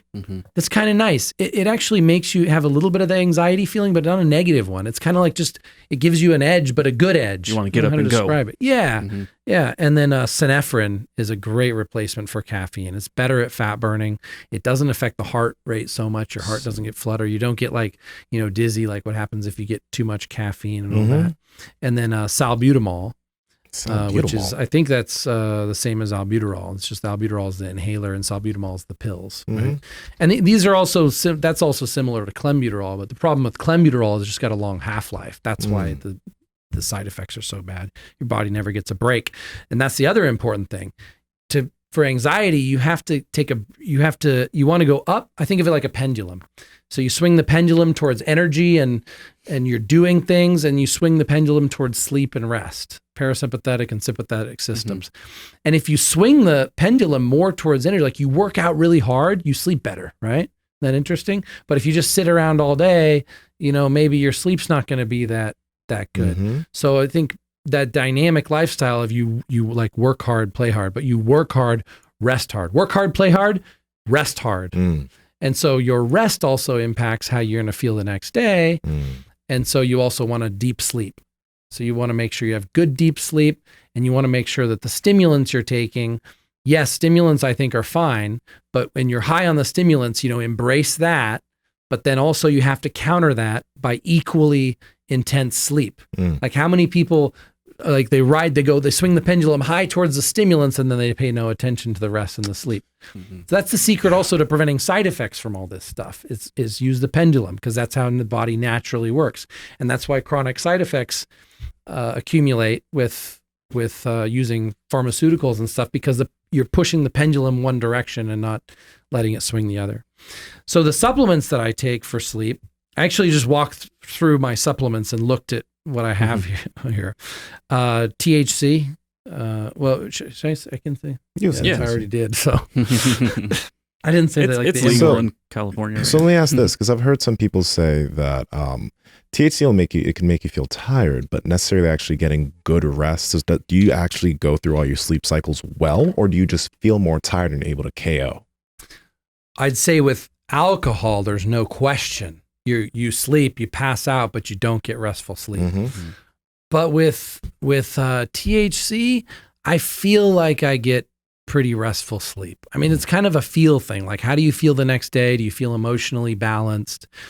I think it's not good to take it every night for sleep, because I think there's probably like, and I'm not an expert on this, but listen to this theory and maybe change the way you think about it. So every night you go to sleep, you have different sleeps. There's certain benefits that come through sleep, and there's certain benefits of each sleep cycle. And some of those you need every night. And some of those you probably benefit from twice a day. Like you take a nap and you get some of the benefits of the sleep that you get at night. But then when you sleep at night, you get even more benefits. You get those benefits plus even more because you sleep deeper and you go through more sleep phases and you sleep longer. I think it's the same thing if you look over a whole week. So some nights, maybe if you get certain type of sleep, and other nights you get other type of sleep. So I think on the THC, you get maybe a little bit different type of sleep than on other nights. So in THC, I don't dream. I think that's a common thing. People say they don't dream so much on THC. I don't know, maybe the audience could weigh in on that. I should ask more people. Let's find out. But then when you come off the THC, you start dreaming again.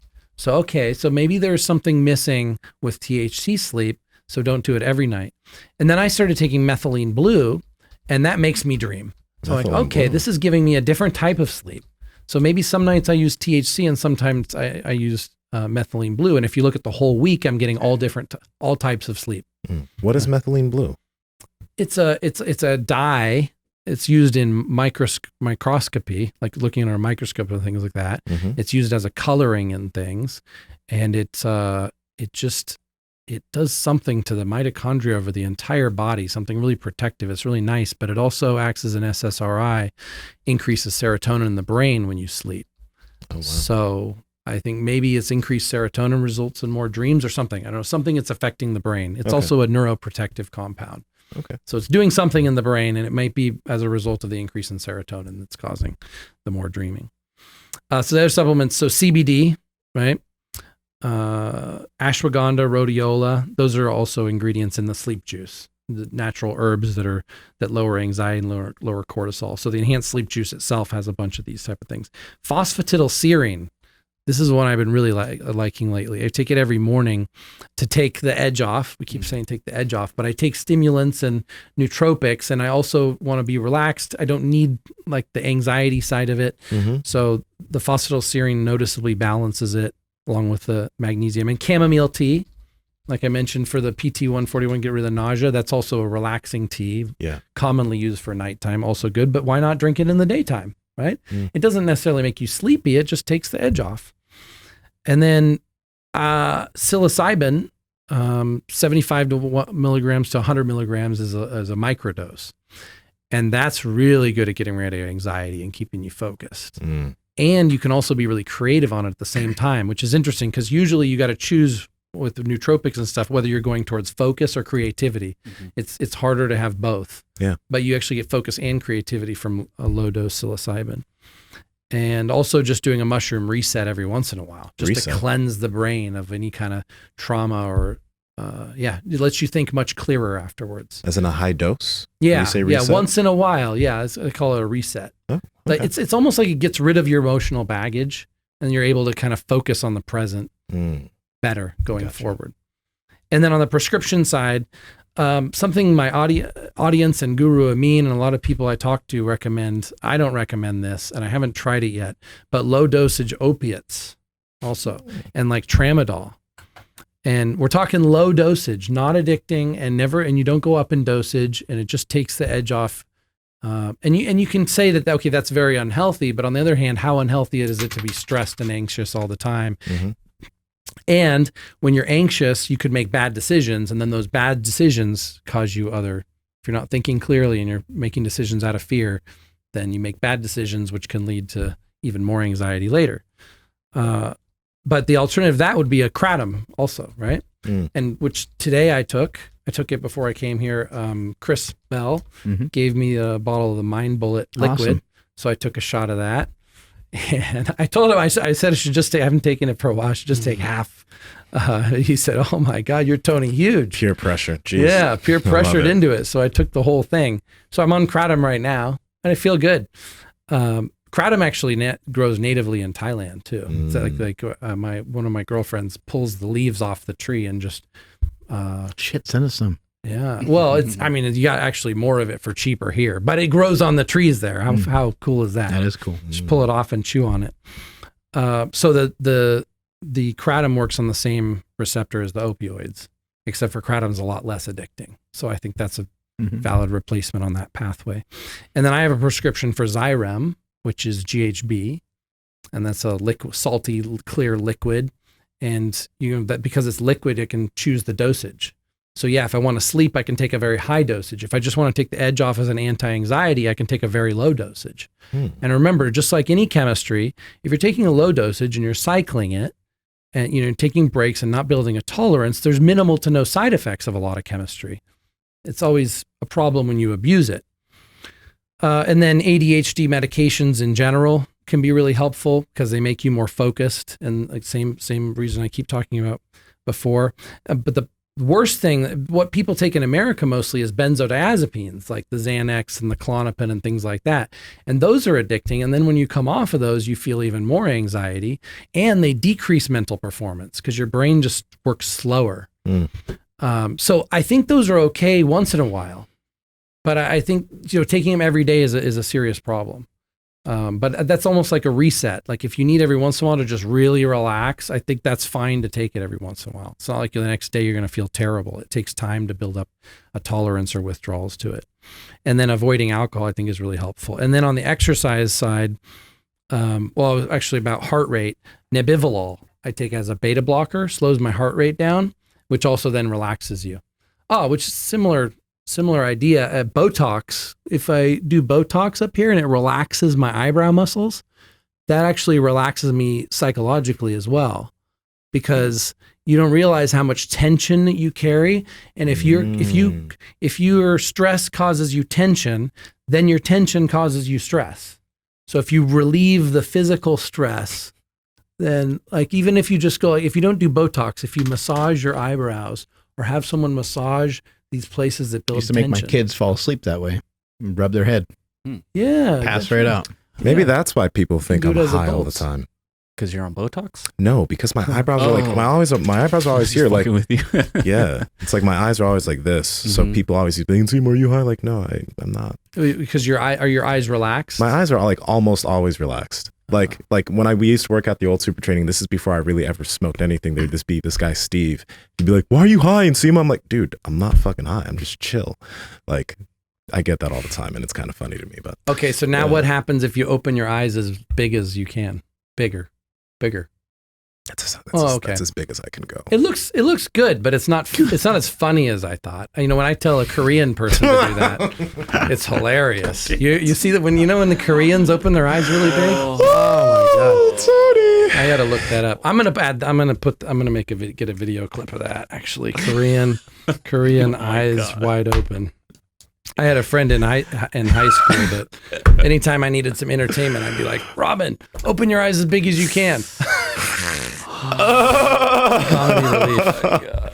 Oh man. So on the exercise side, so I just talked about nebivolol bringing the heart rate down. That's one of my favorites. Because also when you get stressed, your heart rate increases. But and Klonopin does a similar thing for me too. Like you get stressed, but you have no physical response to the stress. It's so easy to handle the stress. It's always like the stress causes a physical response that amplifies the stress. So if you can block that, then you block this sort of self-fulfilling prophecy and paradox.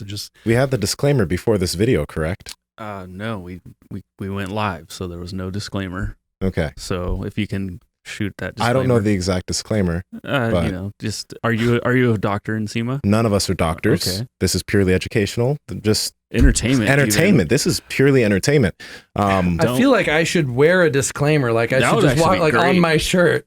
Yeah. Oh, that's another great idea. Yeah. Nobody do anything that was said on this podcast. Yes. Don't listen to any of us. We should probably get the disclaimer before this podcast after we're done. Oh, then I have to take it down. I think you might have to do that. I used to have a good disclaimer. It was like, none of this is medical advice or legal advice. This is for entertainment, educational purposes only. No ladyboys were harmed in the making of this video. Bam. Put that in the front. We're covered. God.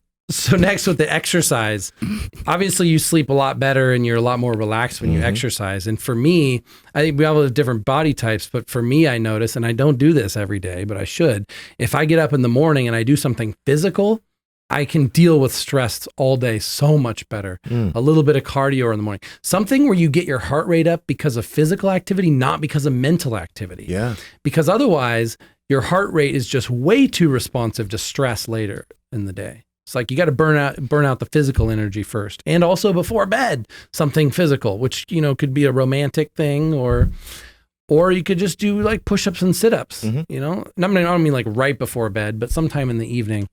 And then also for me is stretching and foam rolling and spinal decompression. Yeah.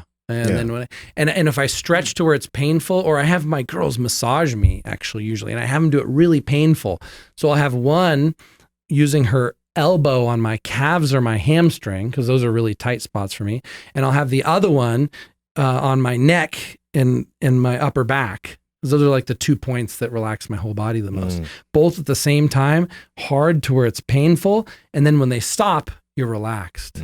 Like you have the more pain or you feel, the more you can relax afterwards. That same pendulum idea. And then I got on the side of the bed and stretch like that, so it acts like a foam roller to my back and decompress everything.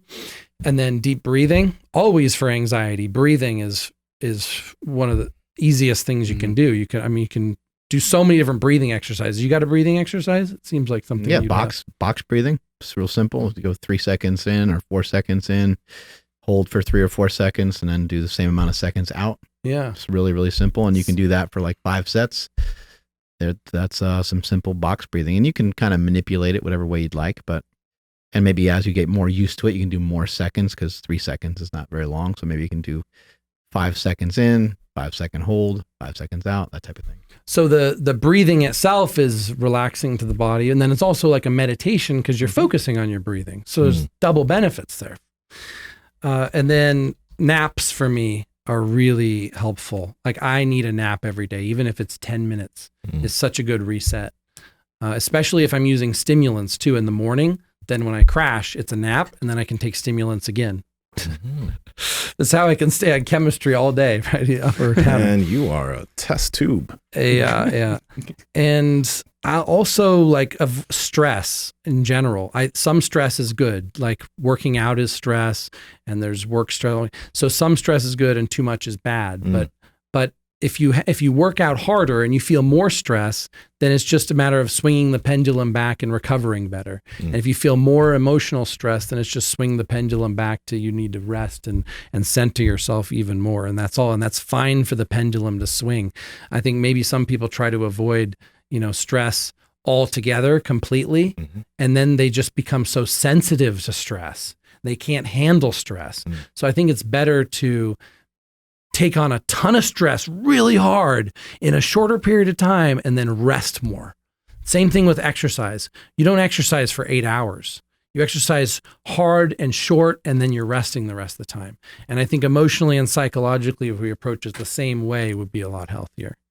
So I love the sauna. I love hot, cold showers. Sauna's great. All of these help me relax. Obviously, I give this stuff a lot of thought because I'm naturally a very anxious person.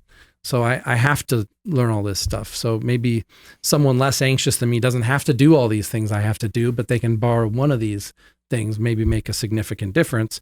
Because if, another one is sexual. I just saw one last one there, sexual tension. you know? Like, there's a difference between, I think, just having sex and having an orgasm and actually like getting really fulfilled and scratching an itch, you know? And if you can really, and some of us have some weird sexual fetishes and desires, you know, but I tell you, when I fulfill like something weird that I like to do sexually, I feel so much more relaxed for a period of time, like maybe only once a week. Like I get to do my crazy sex stuff once a week. And then afterwards I'm like, and I don't need it. And it's just not even something I need anymore. It's something I want anymore. I'm not thinking about it, because sex is like hunger. It's like a need that's always inside of us until you release it. And so you want to release it often enough. You know, this is where I disagree with, hip circles. I disagree with the not having an orgasm, like the no fapping, or I don't know what exactly this movement is, but I think the orgasm is a really good way to, I mean, you can orgasm and still hold back the semen if you want. If you need to not lose the semen, you can orgasm and hold it. So no fap isn't even, it's not about not, I guess, not ejaculating. No fap is more so you don't want to use pornography to do so. Oh, that's what it's more so for it's more so for people that have like pornography. So what's FAP stand for? Fapping. Well, it's not like short for anything. Fap is fapping, which is jacking off. Just